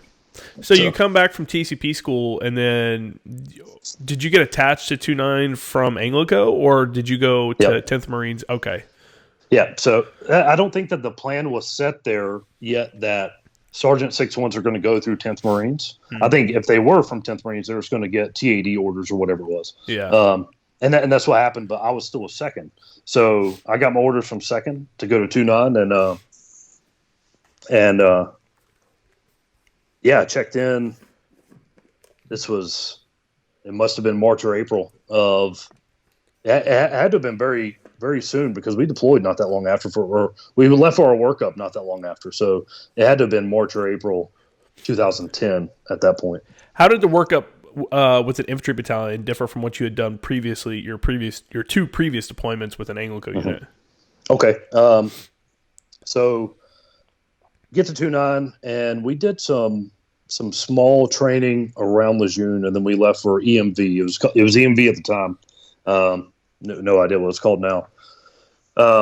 But there was 2 JTACs from 10th Marines there, and we had our 3 FACs, one of which was their officer. And they figured out, okay, this is how it's going to work. And I think the idea at the time that they had figured out was, okay, we're going to have a FAC with each company, and then the senior JTAC, he was only staff sergeant, was going to go to the other company. And then myself and the other sergeant JTAC were going to just kind of work around, go from company to company. Yeah. Well, the workup, it didn't work out that way, man. We just kind of did our own thing with the command and integrated how we could. So the workup at EMV, we weren't running around with the company integrated in all their stuff. At least I wasn't. Mm-hmm. I remember going out with, he had an Evo around Lejeune. What was his name? Bandu, maybe? I don't know. Yeah, he had a blue Evo. Anyways, he was a sniper at 2.9. And we kind of knew of each other, you know what I mean? So yeah. I ended up getting to go out with them for one of the exercises. I don't remember which one it was, and hang out with them. And I thought it was cool, but 29 Palms, man, it just sucks the life out of you, you know? And I really wasn't doing too much training. Oh, really? You didn't get a lot of controls out there? Not a lot at all, man. I would only say a couple, if even. It's kind of, my time with 2.9 from start to finish, because it was so rushed getting there and it was so rushed leaving, I think, it's not a blur, but the details, I don't remember the details like I do when I was with second. You know what I mean? I think, do you know Eric Wilson? He was probably a sergeant then. He was probably the fires chief. Yes. Wilson? Yeah, I think he was on that deployment. Yeah, he was. He was one of the guys that kind of taught me how what the fuck I was supposed to do as a fire support man since I was a lat mover. Yeah. I remember him. I don't remember his face. I don't remember talking to him a lot. Yeah. I remember he was around, but he's an old man. I think he's one of the dudes that got recalled and then stayed in, or the war started and he came back in because he originally came in like the 90s or something like that. Yeah. I don't remember dealing or talking with him too much. Maybe a handful of times. So when you get to you get done with your training and stuff like that, and you're heading to Afghanistan, you get to fly through Kyrgyzstan, spend a couple days there or whatever, hit Leatherneck, or did you go to Dwyer? Went Dwyer. Okay. Yeah, that's where we went on my first time to Afghanistan too, is Dwyer. So go to Dwyer, which is, for those that haven't been there but have been to Leatherneck, it's nothing like Leatherneck. It's a bigger base, and it has like green bean and chow halls and shit like that, but it's nothing like Leatherneck. It's not that big. So from there, did you guys already know where you were going? So once we get to Dwyer, we knew the AO that we were going to. JTAC wise, the other sergeant and I don't think we knew exactly what was going to be happening until we actually ripped, for people listening, relief in place. Pretty sure it's what it is. RIP? Yeah. Relief in place. RIP TOA. Yeah, relief in place, transfer of authority with, I want to say it was a 6th Marines unit, but I don't remember exactly. Once we ripped with them at Hanson, that's whenever I found out, okay, I was going to be shooting off to help out or work for a weapons company. I was in Sistani. And then the other guy was going to one of the line companies. Oh, no. What year was this? 2010. Oh, okay. Gotcha. Yeah, mid 2010. So, yeah. Huh. Yeah, I just remember Wilson came out there and relieved me when I was in Marja at Hanson. 3-6. When I was with 3-6, he came out there with the 9th Marines unit and did the relief in place with us. But that was in 2011. So maybe he did both the relief in places for both the 3-6 deployments. That'd be pretty funny. Yeah, I do remember a Wilson with 2.9. And I know 2.9 went back to the same AO. He probably did, man. Their next rotation. That's probably it then. That's probably exactly what happened. Yep. So how was that deployment different than like your ANGLICO deployments? Because at ANGLICO, you're a small team and you get a little bit of independence where you can move around and you get a little bit of freedom of movement on your missions and stuff like that, and they allow you to do other stuff. What was it like being at a battalion where it's like, hey, this is our AO, we're strictly in this AO, we're not, like you weren't going anywhere. This is where you're working at. The entire experience, I think, coming from ANGLICO to the real Marine Corps, how I like to say it, and seeing what life was like with 2.9 from the get-go it was very diverse from what ANGLICO was like. Deployment was, they put together a couple different pieces of weapons company to make their own AO out in Sistani. We had 2 mortar sections, a CAT section, and the battle space commander was the mortars platoon commander. Great dude.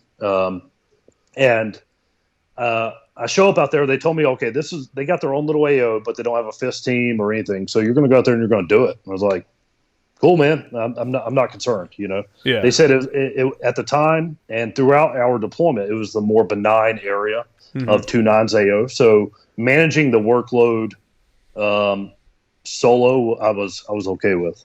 But it was interesting coming from a deployment where I'm literally 15 clicks down the road from where I was 7 months ago. Yeah. But seeing the difference in working with British Army and Marine Infantry.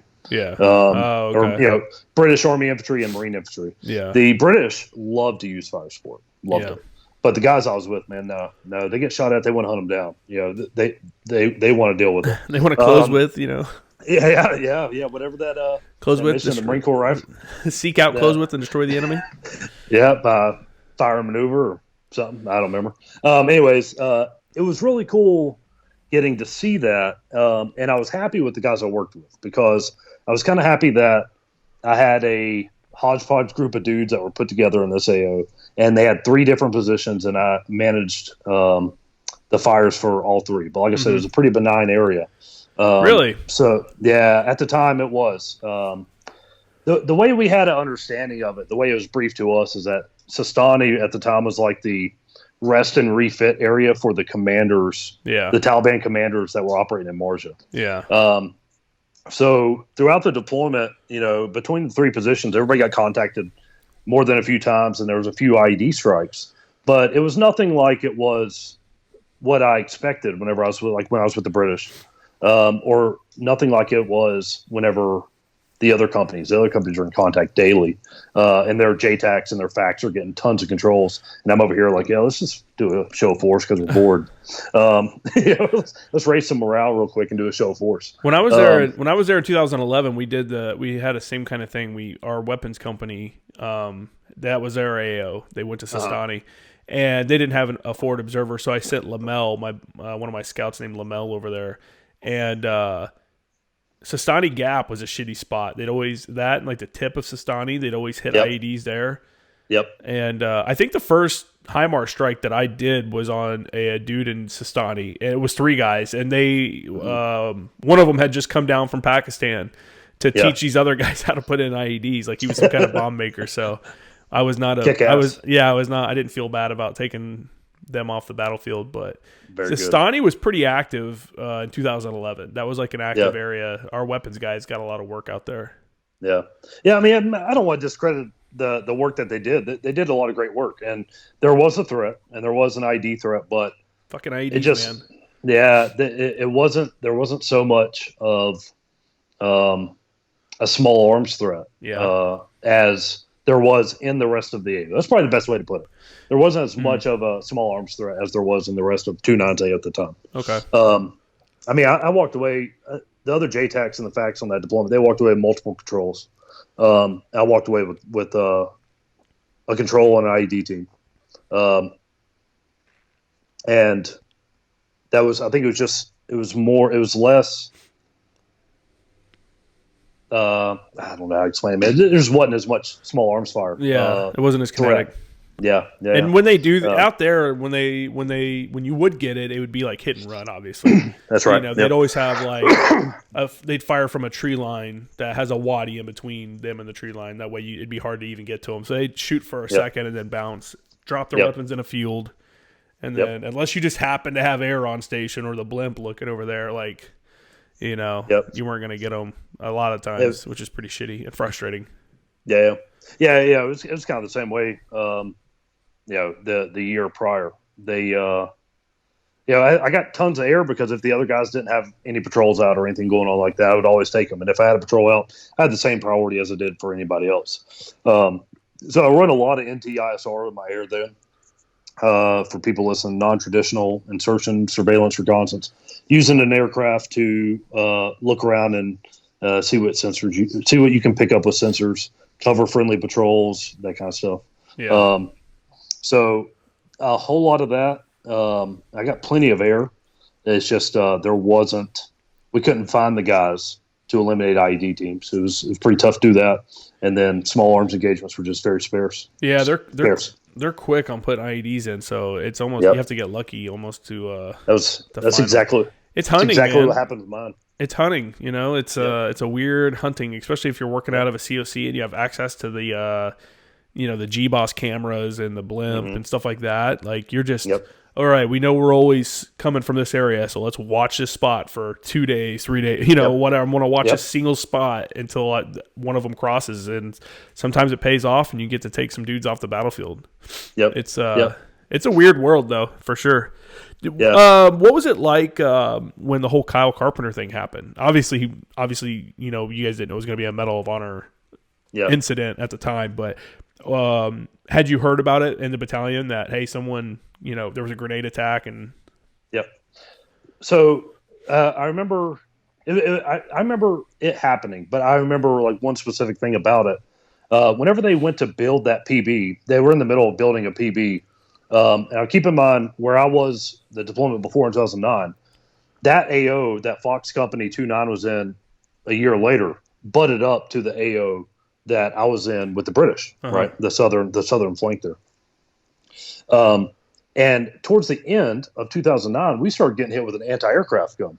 Oh, shit. Yeah, dude. And it was towards the end. It was like last couple months, and we never found it. Never found it. And it hit us probably like 3 or 4 times, and we just never heard from it again. Well, fast forward however many months later, and they're building a PB in this area, Fox Company 29 is, in north of Marja. That's kind of near where SILAB and all that was. Their AO's bordered. And while they're building that PB, they found, like, I don't remember how many rounds, 300 some rounds of, I think it was 23 millimeter rounds. They actually found the rounds for what I presume was this gun that was hitting us 8 months before. And then during that, I believe is when they got the grenade attack that he was recognized for. I believe it was in the same operation of building that PB. And I remember hearing that there was a grenade attack and there was 2 casualties, but I don't remember hearing anything else about it while we were in country. Yeah. I mean, we're on the other side of the AO, so maybe word just doesn't travel like that. But all we heard about it was there was a grenade attack and there was a couple casualties. How far into the deployment were you when that happened? Oh, man. That's kind of tough to put a date on. You think it was around the middle or something? Middle of the end? Probably, yeah, middle. Yeah, probably month 4, maybe 3 or 4. I don't remember exactly. Yeah. Yeah. So you guys still had a lot of deployment left over. Like it wasn't like, I think people forget that you're not gonna realize it's weird. So when you're over there and you're doing stuff, sometimes you don't realize some of it's coming back and being on the news, but you don't know anything because you're working. You're just going to work every day. That's right. And you don't have you don't have cable. You're not like sitting here watching the news constantly. And that time frame, I'm assuming you didn't have like regular internet usage, on the daily. Well, unless you were working in the COC, maybe. But the connectivity, people forget that you're like, I don't know, you're pulled away from everything. So it's weird when you come back and you hear about stuff that you were doing or stuff that was going on in the AO and you get a more broad picture or you figure out more about it because now you have access to the information and stuff like that. And it's a bigger deal than what you realize or something, Yep, absolutely. Yeah. At the time I was at Bandini was the name of the little PB or COP, whatever we want to call it. Yeah, Bandini, I remember that. Yep, in Sistani. And we had Sipper and Nipper, and it never worked. Yeah. We had it, and I remember, God, that poor data guy. We had a data guy there. He's a Lance Corporal. Worst job. first deployment, and that poor fucker, I felt bad for him every day because that shit never worked. And you could tell that he knew what he was doing, but it just never fucking worked, man. Yeah. And whenever we get a resupply convoy in, sometimes another data guy would show up, and they'd get it working for an hour, and an hour later it wouldn't work. Yeah. So a lot of what we heard about what was happening across the AO was either just hearing it on the battalion TAC, looking at it in Merc when the data did work, and then you would hear of small things whenever we got like resupplies in, and people would, Lance Corporal Underground start spreading word. Do you guys have like running water and stuff out there then? No, we had bottled water. We got in bottles of water, and we had like a little homemade shower in the mud hut. So yeah. When I first got to Marja, we were at FOB Marja. Fuck, I remember. I totally forgot about it. It just popped in my head. I remember I got there. I flew in at night. It was nighttime. And my officer was like, "Hey, man, I'm going to introduce you to the master sergeant or to the ops chief. But everyone's sick." And I'm like, "What?" And there was some bad chicken. Someone had cooked some bad chicken or something happened. And they had medevaced like 25% of the people off the base because people were shitting. I remember watching a dude trying to run to the wag bag thing and then just completely shit himself. And he was in PT gear and then just looked just so sad, head down, and just keep walking like, well, fuck. And all these dudes were puking and shitting everywhere. And then a car bomb went off the next day. And I'm like, what the fuck? Like, this is my first time to Afghanistan. I'm like, what the fuck? But then it was a little better when we moved up to Camp Hansen. They had some like decent shower trailers up there for us. But living with no running water and stuff, man, is just it's rough. You got to be clean. You got to be mindful of your own cleanliness. It's fucking. Yep. Yeah, it was interesting. I mean, to give them credit, living condition wise, we had it a lot worse with the British. Really? I was very happy whenever I showed up to Bandini. I was like, man, we're sleeping in a tent with AC. Like, dude, that's awesome. We didn't have that when we were with the British. Yeah. So I saw the might of the American military, and while the living conditions were not great by any means, I was pleasantly surprised. Yeah, absolutely, 100%. I was pleasantly surprised with the resources that we did have, being with the Marine Infantry Battalion. Yeah. Yeah, when I was there, we were intense as well. When I first got there, they had me working at nights, and during the day, it was too hot. The generators wouldn't run, so I'd have to try to sleep in this tent during the daytime, and it's just holding in the heat, and it would get up over 110 inside the tent. And I remember I was so happy when my lieutenant, or he was a captain, I think. I was so happy when he got pulled to go do the information operations job, and I had to take over the fire section by myself because then I could start working during the day and not be in that fucking tent dying. Because I was, honestly, for the first 30 days, I was literally probably averaging 1 to 2 hours of sleep a day. Just because it was crazy. Just impossible to sleep in. And FOB Marj is so tiny. I would get up and get dressed just to walk around the FOB so the sweat would have wind to cool me off. And the FOB is so tiny that it takes like 5 minutes to walk around it. It was just, I was losing my mind, honestly. I was literally losing my mind, and it was just rough. Fucking. That sounds like a dose of low morale with a hint of insanity, man. That would drive you crazy. Anybody, running on that long with that little sleep, and it'd drive you insane, man. The heat out there, man. The heat. It's fucking. I mean, I think the hottest place I've ever been is Kuwait. I think that's the most I've been to Kuwait in the summertime, and that's fucking rough. But it wasn't sustained. And when I would go into a tent, it was air conditioned. There it was just no escape, and it was just fucking miserable. But I don't know how long. Was there anything? Did you want to talk about anything else of note from that deployment, or is there any like specific events that you think would be interesting for people to hear? I'm trying to think, man. No pressure. There wasn't too much happening on the fun side of things. There's some pretty funny stories. There's I'm trying to think of what would be applicable to talk about here, I guess. You know what I mean? The whole thing, man. Is there anything? Yeah, no. I don't want people to think that deployments are just people getting blown up and shot and stuff. What was something that was like absolutely hilarious that happened on a deployment? Because funny shit happens all the time. Yeah. Okay. Two little stories here. One of them ties back to what I was saying with the difference in British infantry and Marine infantry. So while I was there at Bandini, I was helping out with a watch officer spot. So the watch officers for our little company, minus COC, whatever you want to call it, was the mortars platoon sergeant, one of the section chiefs, and then I took over another shift of it. So when I wasn't doing air stuff, I would help out with that. I usually do a night shift. Yeah. Well, so night shift, I'm there till however late, and everybody knew, okay, if anything's going down in the AO, anybody's getting shot at or anything, they come wake me up if I'm asleep, right, early in the morning. Well, one of the other positions had done a patrol, a dismounted patrol in the morning, and I knew it was happening. But again, if anything goes down, just come wake me up. Yeah. And I wake up one morning and I go outside and light up a cigarette. I'm, still bright, so I'm trying to get my bearings. Light up a cigarette and I'm like, stretching.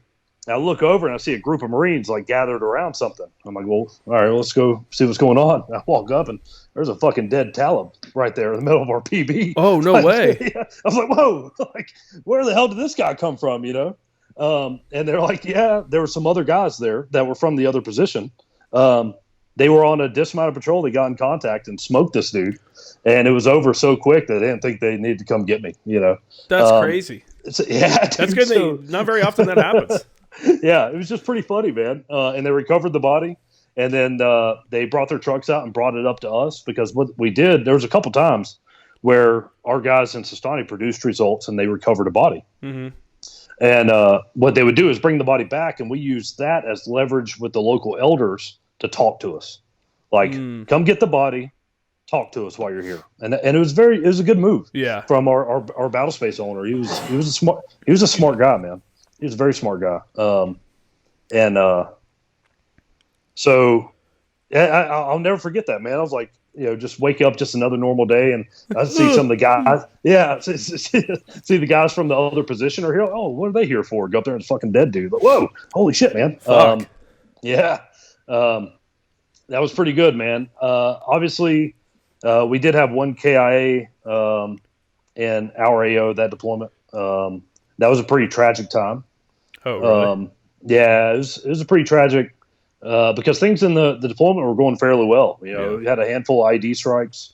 I don't believe we had taken any casualties up to that point. And then that day we took like 5 casualties. Oh, no way. And one of them was KIA. Yeah. So that was October. So it wasn't at the beginning, wasn't at the end. That was a pretty tragic time. My control, that was due to an IED. I felt pretty good. Before that, I felt like I wasn't getting much work, so I was kind of torn. I was like, man, maybe I should see if I could go to one of the other companies. But I ended up getting a control shortly after that on an IED team, and that kind of validated, okay, I need to be here, Yeah. So that was pretty good. That control is pretty funny looking back on it. 3 guys on a motorcycle. Oh, shit. Yeah, man. And it was a Kilo Hellfire being shape charged. Pretty sure that was it. Off of a Cobra. And it only killed one of the guys on a fucking bike, man. Yeah. And one of the guys was stunned. He's laying there, and the other guy takes off running. So he'd come in with some guns and take care of the guy running. And then as they're doing a flyover, looking at the second guy that was on the bike, he's moving. He's going to die, but he was still moving at the time. And, as dark as it may be, that was obviously as a fire sport, that's like a highlight of that deployment when I look at that. Not only because it was a control, but and it was a dramatic control, guy running down the road. Like that. Not only because it was a dramatic control, but because it has significance to, we had just lost 5 guys from an IED. We lost one guy and took the others were casualties. from an ID maybe a month prior. I don't remember exactly the date of that control, but it was shortly thereafter, or maybe within a month. So those dudes, that's what happened to those other dudes that were hit by an ID. Yeah, it was an ID. I think what they end up determining was it was a pressure cooker ID that was strung up on the side of a wall or in a tree. It was elevated, and it was remote detonated, which was kind of odd because there were some engineers that came that they were just there to hang out with us for a couple weeks, and they had the Manpack ECMs.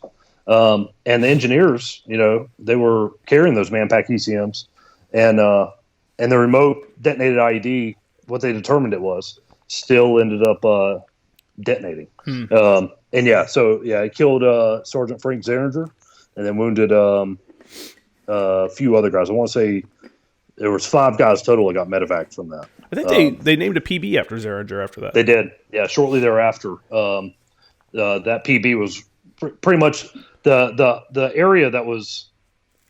Let's see here. The area that was of note in that area was a small bazaar that was there, and we always saw people there, and it was known that the local Talibs would meet up there. So that patrol was going there that day, and they ended up putting the PB right next to where it happened. It was like right there along the same road. I don't remember what the route was called, but it was right there in the same area. So yeah, they ended up doing that PB while we were there. And then his section, that cat section that Zeringer was a part of, they were the ones that occupied that while we were there. So when this deployment was coming to an end, what was the next step for you? Like, did you already know if you were going somewhere else or anything like that at the end of the deployment?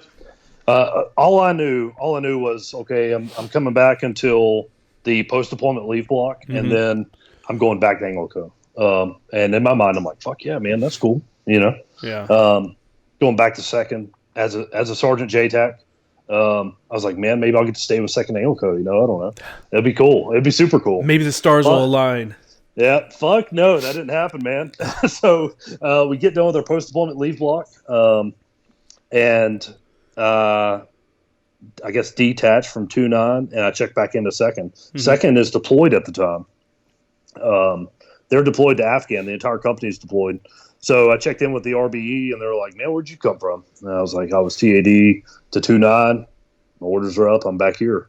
And they're okay. Well, shortly thereafter, somebody said, hey, you got to call the monitor. He wants to talk to you. I was like, oh, fuck, here we go. Here we go.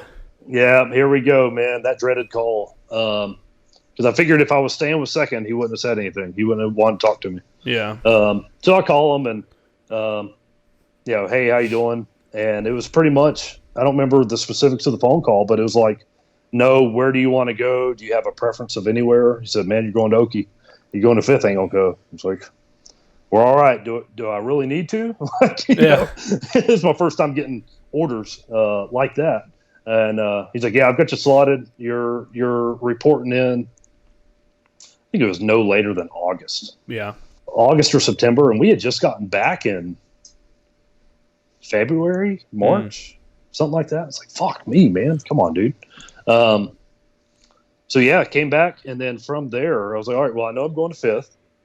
I have this amount of time to leave. There's RBE at second. Nobody knows anybody. I was like, well, I'm just going to take off for a little bit. So I hung around the area, obviously, but I didn't show up to work for like 2 weeks. And then after that, I checked out quickly, whatever the checkout process was. And then, started the move to Okie. Yeah, it's a process. It's an administrative process. Like, well, I mean, were you single at the time, or I don't know, were you married or anything like that? Yeah. I was married with a kid, and the thing was I had some stuff I wanted to take care of at the time, which kind of constricted my timeline there. With trying to get over there. So were you going accompanied or unaccompanied? Unaccompanied. Oh, unaccompanied. Bummer. Yeah. The idea was I was trying to get out of my marriage. And I had my mind set to that. It's like, I was trying to do that, and I was like, man, how the fuck am I gonna do this? I got a kid. Kid's kind of sick too, so that complicated things. So in addition to the checkout process of going over there, I had to also make sure that my kid was enrolled in I know. It's called the Exceptional Family Member Program. Yeah, EFMP. Yep. So I had to make sure that was done. That was just another stressor on it. And from the get-go, man, it was just I really dreaded going to Okie, for that. So, yeah, I knew I was going unaccompanied, and I knew this had been in the works for a while, and I told myself, okay, get back from this deployment, and we're going to start that process, whatever it may be. So then go to Okie, checked in, I guess it was August. I remember it being August, September, somewhere around there, into 5th ANGLICO. So. How was that compared to 2nd ANGLICO, Well, man, my time with 5th, it's kind of skewed a little bit. The check-in and all that was fine. It was just like anywhere else. Yeah. I show up, and they're about to go on an Afghan deployment within a few months. And when I check in, I'm talking to the sergeant major, and what year was like this? 2011. This is 2011. Okay. 3rd quarter of 2011, maybe 2nd quarter, August, September, whenever that was. And I believe the idea there was for me to go to 1st Brigade when I first got there, and then deploy with them on the company deployment to Afghan. And checking in, talking to the sergeant major, I was like, Sergeant Major, I'm going to be honest with you, I just got back a few months ago. I've got some personal things I would like to try and get taken care of, and some just personal stuff going on. I don't remember the sergeant major's name. He was a really, really good sergeant major. Obviously, the E5 and below had their typical complaints of what sergeant majors do and say. But looking back on it, he was a really good sergeant major. I don't remember his name. There's no real highlights from my time with 5th. But we'll get into it in a little bit. Well, anyways, what ended up happening was I got moved from 1st Brigade they had a newly formed 3rd Brigade. I don't know if it was newly formed, but it was a 3rd Brigade. We didn't have that 2nd, so to me it was new. And what that essentially was the 3rd Brigade was a MU brigade. Fuck. All right, well, that's cool. There's a MU coming up, but it's not for a little ways. So the company deploys, and I was with 3rd Brigade as a team chief. As a team chief with 3rd Brigade, because another guy that came with me from 2nd was the assault chief. And I don't remember if he showed up before me or if he showed up after me. I think he showed up after me. Anyways, so by the time that happens, I'm over here chilling with 3rd Brigade, and then the company deploys. 3rd Brigade has a MU coming up, and then I destroyed my ankle. I wish it was a cool story, but it's not, man. We were playing football one day, tore a bunch of ligaments in my ankle, and then this is like the downhill spiral of my career, was when this happens. So anyways, tore a bunch of ligaments in my ankle, and I'm in the barracks and I'm crutching, right? Because can't bear any weight on my ankle. Yeah. They say you're on crutches for like 3 weeks, and then you'll be able to walk. Nah, it gets better, man. But wait, there's more. So I'm in the barracks and I'm crutching.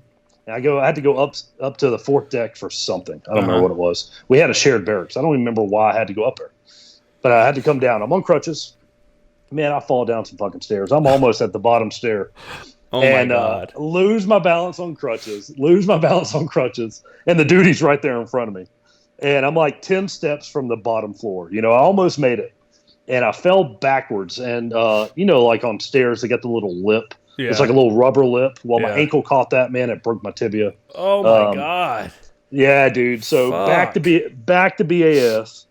They do an X-ray, and they're like, "Man, it's so swollen, we can't even see anything." So I had to go to the hospital. Oh fuck. Get to the hospital. They do an X-ray, and they're like, "Yeah, you did it in pretty good this time, man." They're like, "How bad did you not want to go on this MU? Damn." Apparently, man. Yeah. That's looking back, that's probably what it looked like. It probably is what it looked like. But man, that sucked, dude. That was 4 or 5 months on crutches. 4 or 5 months on crutches, 2 surgeries. What a shoulder workout. Oh, dude, it's on Okinawa with the humidity, and I ain't got no fucking car. I ain't going nowhere anyways. You know what I mean? So. God, it just sucked, man. And I was still fairly new to the unit, so it ain't like I had a homeboy like, dude, will you just bring me back something to eat? Yeah. Damn. So, God, That sucked, man. But yeah, dude. It was like 4 or 5 months. I had a surgery within a week of breaking my tibia, and then they put the hardware in, and then they had to take the hardware out because I guess how it broke, they were saying that you can't bear weight on it or it'll snap the screws off in your ankle. I was like, well, I obviously don't want to do that. That sounds not good. Yeah, man. So second surgery was like 4 or 5 months later, and they put me in a boot. So in that time, while I'm on crutches, the 3rd Brigade, which is also the RBE for the company deployment, does a MU. So there's even less people back. So during that time, the majority of my time at 5th ANGLICO was on crutches or in a boot, teaching a class every now and then to the guys in 3rd Brigade, and I became barracks manager. And man, I rotted away, dude. I went from a fucking JTAC, with an infantry battalion, to a fucking barracks manager that teaches classes every now and then. You're a legitimate former action guy. My God, man. It legitimately did psychological damage on me, man. It was, I rotted away.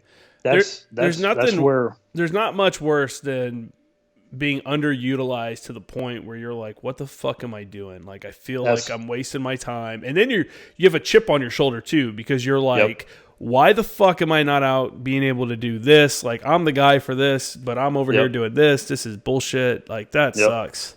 1,000,000%, man. That's rough, dude. So I really, my time from then on, man, I just rotted away on Okie. And I end up seeking out mental health support because I knew I was depressed. Yeah. And it just, well, I mean, it sucked, man. At least you had the self-awareness to be like, you know what, I need to go talk to somebody. Yeah. How was that received? So because I was already just an empty spot in the unit. Yeah, I was on crutches, couldn't walk, anything. The unit was understanding of it. And the 3rd Brigade platoon commander was in the middle of rotating out. I don't remember if he was getting orders somewhere or getting out of the Marine Corps. But anyways, while the guys are out on ship and the company is deployed, there's hardly anybody back there. It was like me and, literally like probably 15 guys in all of 5th ANGLICO on Okie. So I had all the time in the world to do it. I had more headaches from the clowns of barracks managers on Camp Hansen than I did from ANGLICO with all of that. Yeah. Fuck. God, it just sucked, man. So literally, I just felt like I was rotting away on that island. Very much a low point. So, what was after that? What'd you do after ANGLICO? So after that, from 5th, they were saying because I was at this point, I've been there for a little over a year, 14 months, maybe something like that. I don't remember the dates. The dates it's about 14 months or so. I remember the unit coming back. Yeah. Well, the MU came back and then the company came back. And man, shortly thereafter, I guess because the unit was back in country or back in Okie, they got the ball rolling to get me out of there, man. And I was in a boot at the time. I wasn't. So you were just that injured guy at the unit. Yep. Oh, that sucks, man. Dude, it sucked. Yeah. Everyone looks down on the injured guy a little bit. They're always like, this fucking guy. Yeah. Yeah, man. Not necessarily, but you know what I'm saying. I mean, I made enough of an impression with some of the guys for like the week and a half or 2 weeks I was with first. I'm living in the barracks too. So I'm living with these guys before they deployed. That a couple of guys were like, man, I wish you could have came with us to Afghan. I felt pretty guilty about that in the years after. Yeah, I really did. And I remember the unit coming back, and man, it was like once that ball got rolling, I was gone, dude.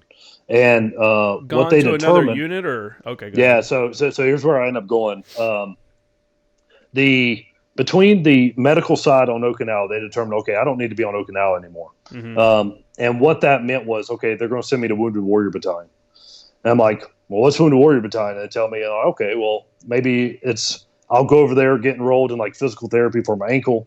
And I'm still continuing with the mental health stuff. And I'm thinking I'll go over there and get enrolled with them and just help whatever staff do at Wounded Warrior Battalion. So I get sent from Oki to Wounded Warrior Battalion East. And I find out, okay, well, I'm not there as staff. I'm there as a patient. And I was like, well, what does that entail? And they said, I found out I'm selected at this point. It's kind of a funny story about when I got selected. I found out, so what does that mean? They're like, well, you came here. 97, it was like a crazy high percentage. 97% of people that come here are medically retired. I'm like, okay.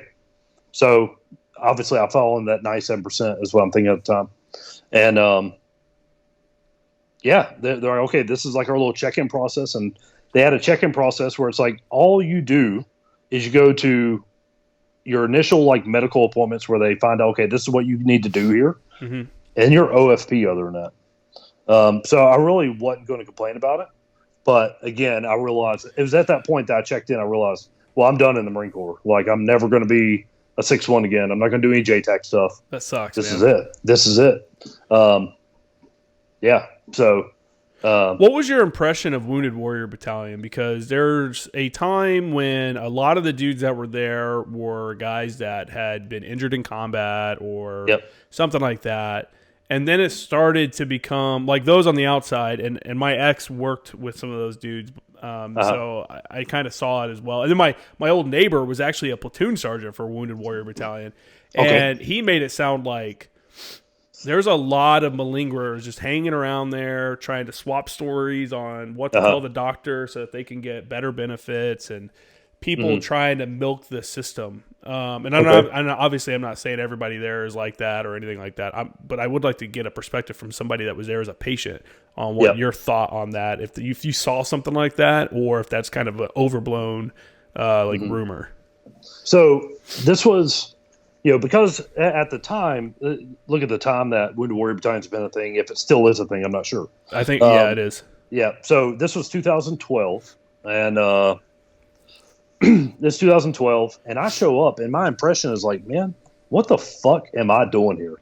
You know what I mean? I'm like looking at the guys that are there, and I would say it was a very high percentage of people, 70, maybe 70% are Purple Heart recipients. It's like I'm going to a formation, an accountability formation, with guys that are double amputees, single amputees. Yeah. And here I am just with a fucking destroyed ankle, and my mind's like, a little bit gone. Yeah. And I'm like, what the fuck am I doing here? Like, I don't need to be here, man.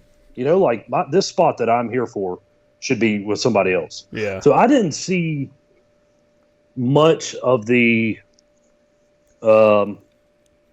malingerers, but you could see how it would breed an environment for them. Yeah.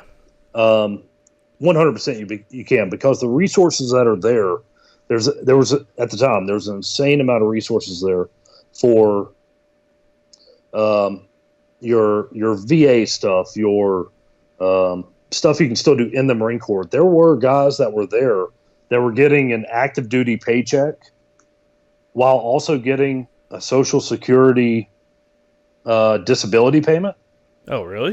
Yeah, and I always thought, I was like, I don't know the legality of that, but it seems a little fucked up, right? Because you're still a Marine, you're still getting, your active duty pay. Yeah. So maybe in a sense that Double could be dipping. perceived. Yeah, that could be perceived as it. I never understood what it was, what that guy's situation was, but everybody knew about it. Yeah. And knew that it was a thing.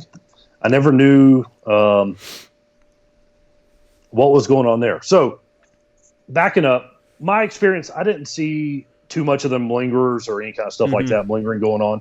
But I could see how it would breed that for it to be easily doable by other people that were there. Yeah. That would come in the years prior. I know my ex was telling me how, like, these organizations, these charitable organizations and stuff, or just companies that want to be a nice company, would just show up and be like, hey, we bought lunch for everybody. Like, we're catering lunch for everybody. Hey, everybody gets an iPad, or everybody with this issue gets an iPad. Yes. And then there's people like, well, I have that issue, so I can get my iPad. Yes, I did. Okay, I did see that. I didn't think about that, man. There's a couple stories I can tell from there that I saw, and I thought, man, this is pretty fucked up, Yeah. the whole iPad thing that was going around. They were saying fucking if iPads. You have if it was iPads or what are the reading tablets? Kindles. Kindles. I think they had both of them, and they were saying if you have, I think it was for people that had trouble with memory, you could keep it as an organizer. In theory, I get the idea, man, but who ain't got a smartphone? Yeah, you know what I mean. And that's I was like, they're handing them out, and there's an organization that's buying them. It's not costing the unit any money, but there's an organization that's going out of the kindness of their hearts, and everybody had a little fucking iPad Mini. I'm like, I always denied it, and the idea was like, I use my phone for everything. I don't need a fucking iPad. Who does that? But there was organizations that just threw stuff at the unit. Yeah, and it got handed out to everybody. There's charitable organizations that would take guys on trips. A lot of guys went on hunting trips. That's cool. Yeah, it was cool for the guys that did it. I never did anything like that. The only thing I did do, it was pretty cool, and it led to some awesome opportunities later. Was they said, who's into racing? And I was like, well, I've done a couple autocrosses, how about that? And so they took me and a couple dudes. We left from Jacksonville and drove to Charlotte because there was a guy that wanted to host some Marines, and this was like a base thing. They took like 10, 12 Marines from all of Lejeune, and 4 of us were from Wounded Warrior Battalion. So we all drove out to Charlotte, got a hotel, and he hosted us in a luxury suite at the Coca-Cola 600. Oh, wow. Yeah. That's pretty awesome. cool, man. Like, yeah, and the thing is you had to say if you're interested in racing. I was like, well, I don't really care for NASCAR, but I've done some autocrosses. It's cool. Yeah. And I'm not huge into NASCAR, but I would go. I would go watch it, especially if somebody's paying for it. Especially in an AC luxury suite with all the booze, all the food you want. Yeah. Fuck yeah. So we end up doing that, and a good buddy of mine. I don't know about putting his name out there just based on his. I'll leave him out of it. That's fine. We've become really good friends over the years. He organized a trip to go participate with Mission Motorsport in the UK. And Mission Motorsport in the UK is a UK Armed Forces based charity that it takes veterans and puts them into racing in a racing environment. And they also do all kinds of everything motorsports related. They have their hand in it some way. Well, this guy that was outside the Marine Corps, outside influence, decided that he wanted to take some guys over to try and see what they have going on, just to brew some ideas of if this could work in the U.S. USO of North Carolina took there was like a few of us from Wounded Warrior Battalion East and a few guys from whatever the Army equivalent is, Warrior Transition Battalion, I don't remember. And the idea was you put in an application to say, do you want to go? And 2 of us decided we were interested, we put in the application. That the guy that said, yeah, I'm going, man, he didn't even fucking show up for the flight. Oh, like what? He completely pissed it away. I don't remember what his name was. Oh. So there ended up only being 3 of us, 2 Army cats and myself going. And that was really cool, man. It got me, it showed me we went over to the UK and pretty much did a tour of all the tracks in the UK. So we got to see Silverstone, Brands Hatch. Those were the two big ones. Super cool. What a great opportunity. Exactly, man. And I I'd never been able to do that at the time, I'm a staff sergeant at this point, on staff sergeant pay. You know what I mean? To do something like that. It was cool. And like I said, there was organizations that do that because when you're there, you have nothing else going on. You know that your time is just ticking. You find out, okay, well, you're going to be retired this day, whether you like it or not, man. Yeah. And you can appeal it. And what I did see a lot of is a lot of people trying to appeal, like they didn't think that they were getting what they deserved. And people would be at Wounded Warrior Battalion for years because they were chasing that 100% from the VA. Oh, you know really? what I mean? Yeah, you did see that. You did see some of that. I don't get that, man. I don't get the. I mean, I get it if you're injured and like you're legitimately hurt and stuff like that. But there's so many guys that's like their goal. Like if I can get 100%, it's like, dude, you didn't even do anything. Like you know. Yep. I mean, what a scam. There was guys there that spent literally years just appealing and not doing shit. You know what I mean? Like fucking off. They'd show up a couple days a week to the unit and getting paid. Getting paid to skate. See, man. That's the kind of bullshit I think people see, and they see guys that were in their unit that are doing that, and then it gets around like, yeah, these motherfuckers are, you know, like, yeah. So, do you still race? I know you take your bike out. What kind of bike you got? I got a few of them. So I have an R6. That's my track bike that I've sent you some pictures of. Okay. With the J Kramer graphic swag on it. So that's my track bike, and this can lead into what I'm doing now also. So I got out of cars. Let me back up. Got out of cars shortly after I got out because I wanted to start doing track days, and I realized how expensive it is in a car. Super pricey. I was like, well, I can't afford that, man. Fuck this. So I sold. I had an M3 at the time. I had an E46 M3, and I sold it. And I was like, all right, no more toys for a year. I don't know. I ended up getting a bike, and I was like, man, this is more like it, you know. And so I rode for a bit, and then I did the first track day I ever did was a accredited rider school to get your race license. Oh, cool. But it was my first track day, so I was like, well, let's figure out if I'm going to do this, I'm going to do it right. So I went to that school, did the track day, did the school. And you get a little diploma, and if you want to apply for your race license, you can. I didn't. I was nowhere near at that What's level. something like that cost? So that school, I can actually tell if I pulled it up on the phone or the computer, I can tell you what our price is. But you're looking at a few $100 for the school, the track time for a day, and the diploma that you can apply to get your race license with. So depending on where you're applying for your race license, what organization you are with CCS, we're whatever it is. These are motorcycle road race associations.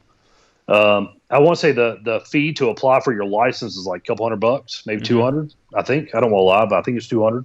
And then to do the school, where you get the diploma, you're looking at probably $300-400 somewhere around there, depending on where you go. There's a bunch of organizations that do schools, so I don't know exactly what their prices are like. Yeah. So what did that lead into then? Okay, yeah. So bikes wise, I have an R6. I've flip flopped a couple bikes over the years, but currently I have a Triumph Sprint ST as a street bike that I hardly ever ride. I have a Yamaha R6, that's my track bike, and I have a Suzuki DRZ. It's got like a Supermoto setup on it. That's my training bike, and it's small bore. What do you mean by Supermoto setup?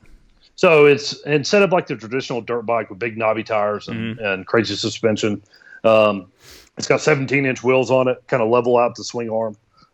It's got right now I've got road race reins on the front and the back of it, but I use it in a dirt training environment, which I'll talk about with the schools I'm involved in, nonprofit I'm involved in.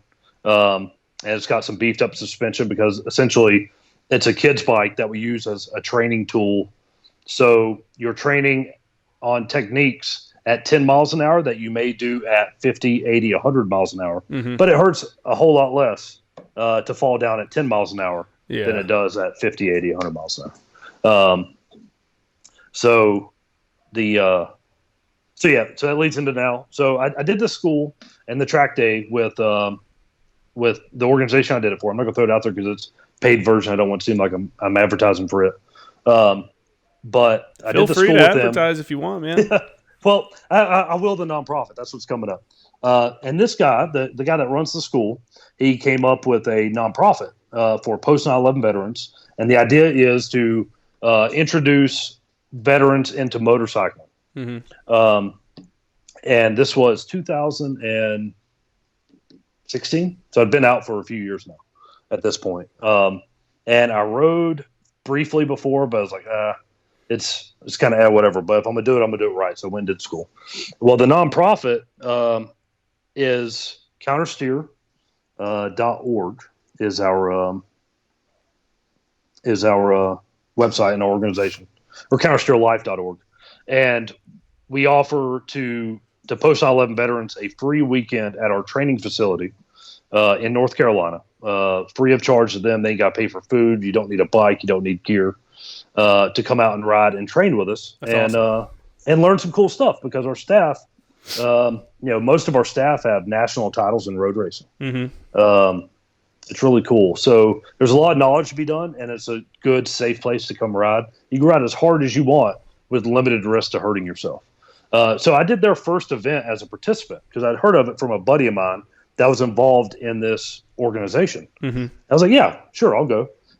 Shortly thereafter, the guy that runs the paid schools and the nonprofit said, hey, you have any interest in coming on board as staff with the organization, the nonprofit and the paid schools? It's like, well, thinking about it, I was like, well, yeah, man. Like, why wouldn't I want to work, getting to ride motorcycles? Fixing motorcycles is a big part of it too, and there's a lot of administrative stuff, but why wouldn't I want to do that? So came on board as staff a few months later after doing the first nonprofit event. Mm-hmm. And now I help out with just about every event that we have. We do road race stuff on the paid side of things. We do training weekends at our dirt facility. We host a few track days a year at tracks on the East Coast, Virginia International Raceway, mm-hmm. and Carolina Motorsport Park specifically. And then the nonprofit is where I'm the most involved in. I run the operations side of it. So we're still doing the event, or still doing the nonprofit events. We do 6 or 7 a year, mm-hmm. where we host post 9/11 vets out free of charge. Doesn't cost them anything. They don't need bikes, gear, anything. All they got to do is show up, and they get to ride at our training facility in North Carolina on our school bikes. So that's awesome, man. Yeah, it's very cool. You get to meet some cool folks that come through there, and I like still being involved in the veteran community. Yeah, for sure. Because that's about the only way that I am nowadays. So yeah, it's weird being on the outside looking in, right? It is, yeah, very much so. Yeah, yep. I know when I first got out, I used to be like, because I got out and I lived right outside the gates here at Camp Pendleton. Okay. Because I got out, and then my ex is still in the area with my kids, so I wanted to stay in the area, obviously. Yep. And I started going to the community college there to get ready to go to a 4-year university. Mm-hmm. And I just remember thinking, like, I need to get on base. I should be able to get back on base because of whatever reason. And then thinking about it, like, why do I need to go on base? Like, what? Like, I'm just so used to going there for everything and going on and talking to people and working and everything else that it's just like, it was weird being right outside the gate, but no longer having an association with it. Yeah, you know what I'm saying? Mm-hmm.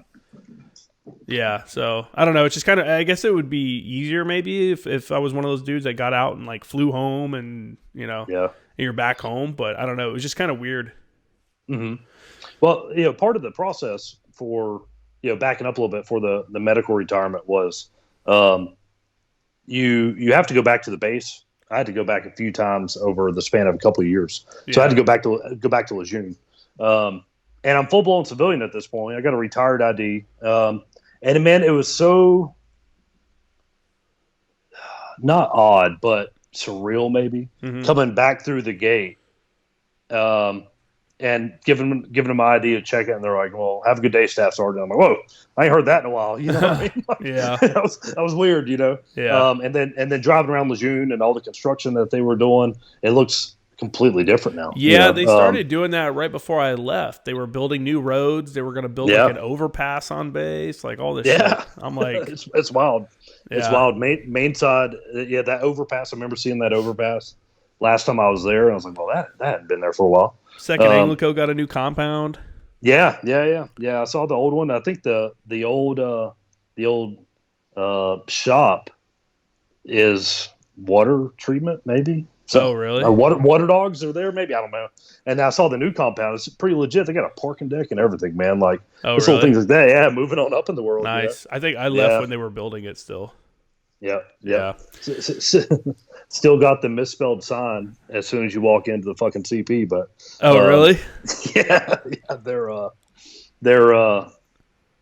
it's just a big, not the signs that they have outside, but as you walk in, there's this big elaborate carved in wood ANGLICO kind of emblem. And if you read it close enough, the E in Thunder is an F. I'm like, come on, dude. Like, somebody got to fix this shit, man. Oh, so why can't they fix it? That's easy. It seems like an easy fix. I don't know, man. Fuck. I can send you a picture of it. I took a picture of it last time because I was kind of laughing. I was like, all my years coming here, and I never saw that. Even when I was with Second ANGLICO, we had the same sign or the same big engraved emblem. Yeah. And I never noticed that it was misspelled. That's and funny. Then I show up, years after being out, and I'm laughing that it's been misspelled this whole time. I had no idea. Attention to detail, Marine. Fucking shitbag, man. Well, horrible. I'm glad you're doing well, man. Like I said, I haven't seen you in years, and I mean, we weren't ever like close friends or anything, but we did hang out, and it was you were the first Evo person I hung out with, so that was cool. Yeah. So I'm glad you came on. I'm glad you're doing well, and I'm glad you're still involved in the motorsport community. I miss my Evo, but it is what it is. Maybe one day I'll get another one, but I'm a Jeep guy for now. But is there any other organizations or anything else you want to shout out or put out your own social media or anything? So social media wise, I don't mind putting mine out. My Instagram is JReid, JREID 8002, or it might be 0861. I think it's 8002. All my usernames for everything are either JReid 0861 or JReid 8002. Keep it simple. Yeah, exactly. So I'm pretty sure Instagram is JReid 8002. But unless I knew you or knew someone that knew you, I probably won't accept any follows. So I don't mind putting it out there. If there's guys listening I haven't talked to in a while and they want to reconnect with me, please add me 100%.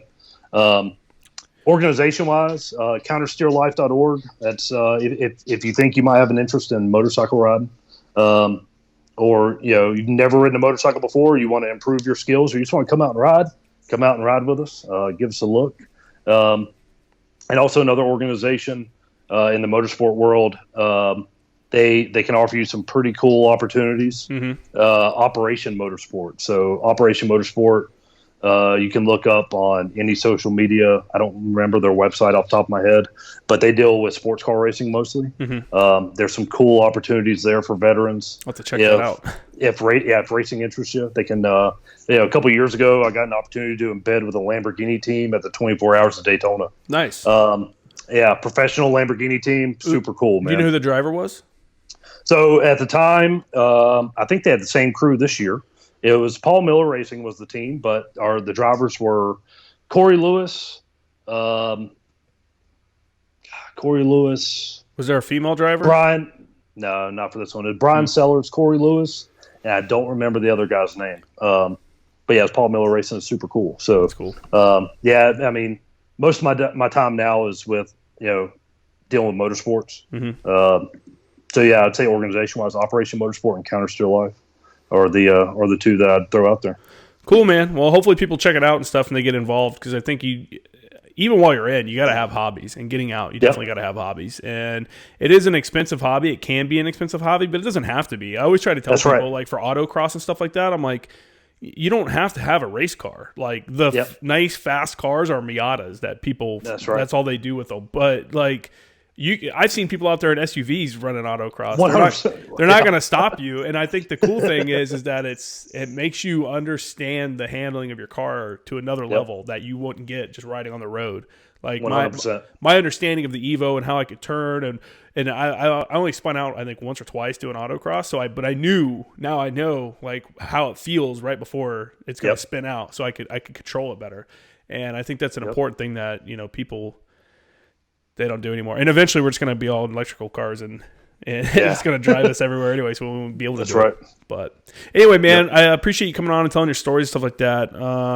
I think it's a good perspective. You got to do a bunch of cool stuff. You worked with a bunch of different units and stuff like that. And like I said, I'm glad you're doing well and everything. So I'm going to once we finish this recording, I'm going to upload it probably into YouTube and stuff within a couple hours. So right on, man. You'll be able to see it on there. Cool. Keep doing what you're doing, man. I think the podcast is pretty kick-ass, and I appreciate you having me on here. I appreciate it, man. We're getting good feedback. It's hopefully it continues to grow and stuff like that. It's but I've gotten a lot of people that have people have told me they've reconnected with other people because they hear names on the podcast. They're like, oh yeah, so and so, and then they'll reach out and stuff like that. And like I said, I just think it's good to get stories out there, just all the different. And I'm trying to move away from just like the last guest was an Army guy. I'm trying to move away from just Marines. And I don't want people to think that it's just a Marine ANGLICO podcast. I want it to be more overreaching than that. So I had the Army guy on. I'm supposed to be, I might have a journalist come on that was a war reporter. So I think that'll be really cool. And then, I'd like to get some Air Force guys on to talk about some of their stuff. But yeah, I just want it to be open to everybody, that way people, because there's so many jobs out there that people do. Water dogs, just talk about being a water dog. Like that's got its own story, and some of these dudes are water dogs out on some patrol base way out in the middle of nowhere. Like they're expected to maintain facilities and stuff like that. So it's just a different perspective, but I appreciate it. It's been good for me because it's cool hearing other people's stories, and I like sharing it with everyone else. So 100%. But I guess that's it. So have yourself a good day. Hey, too, man. Later.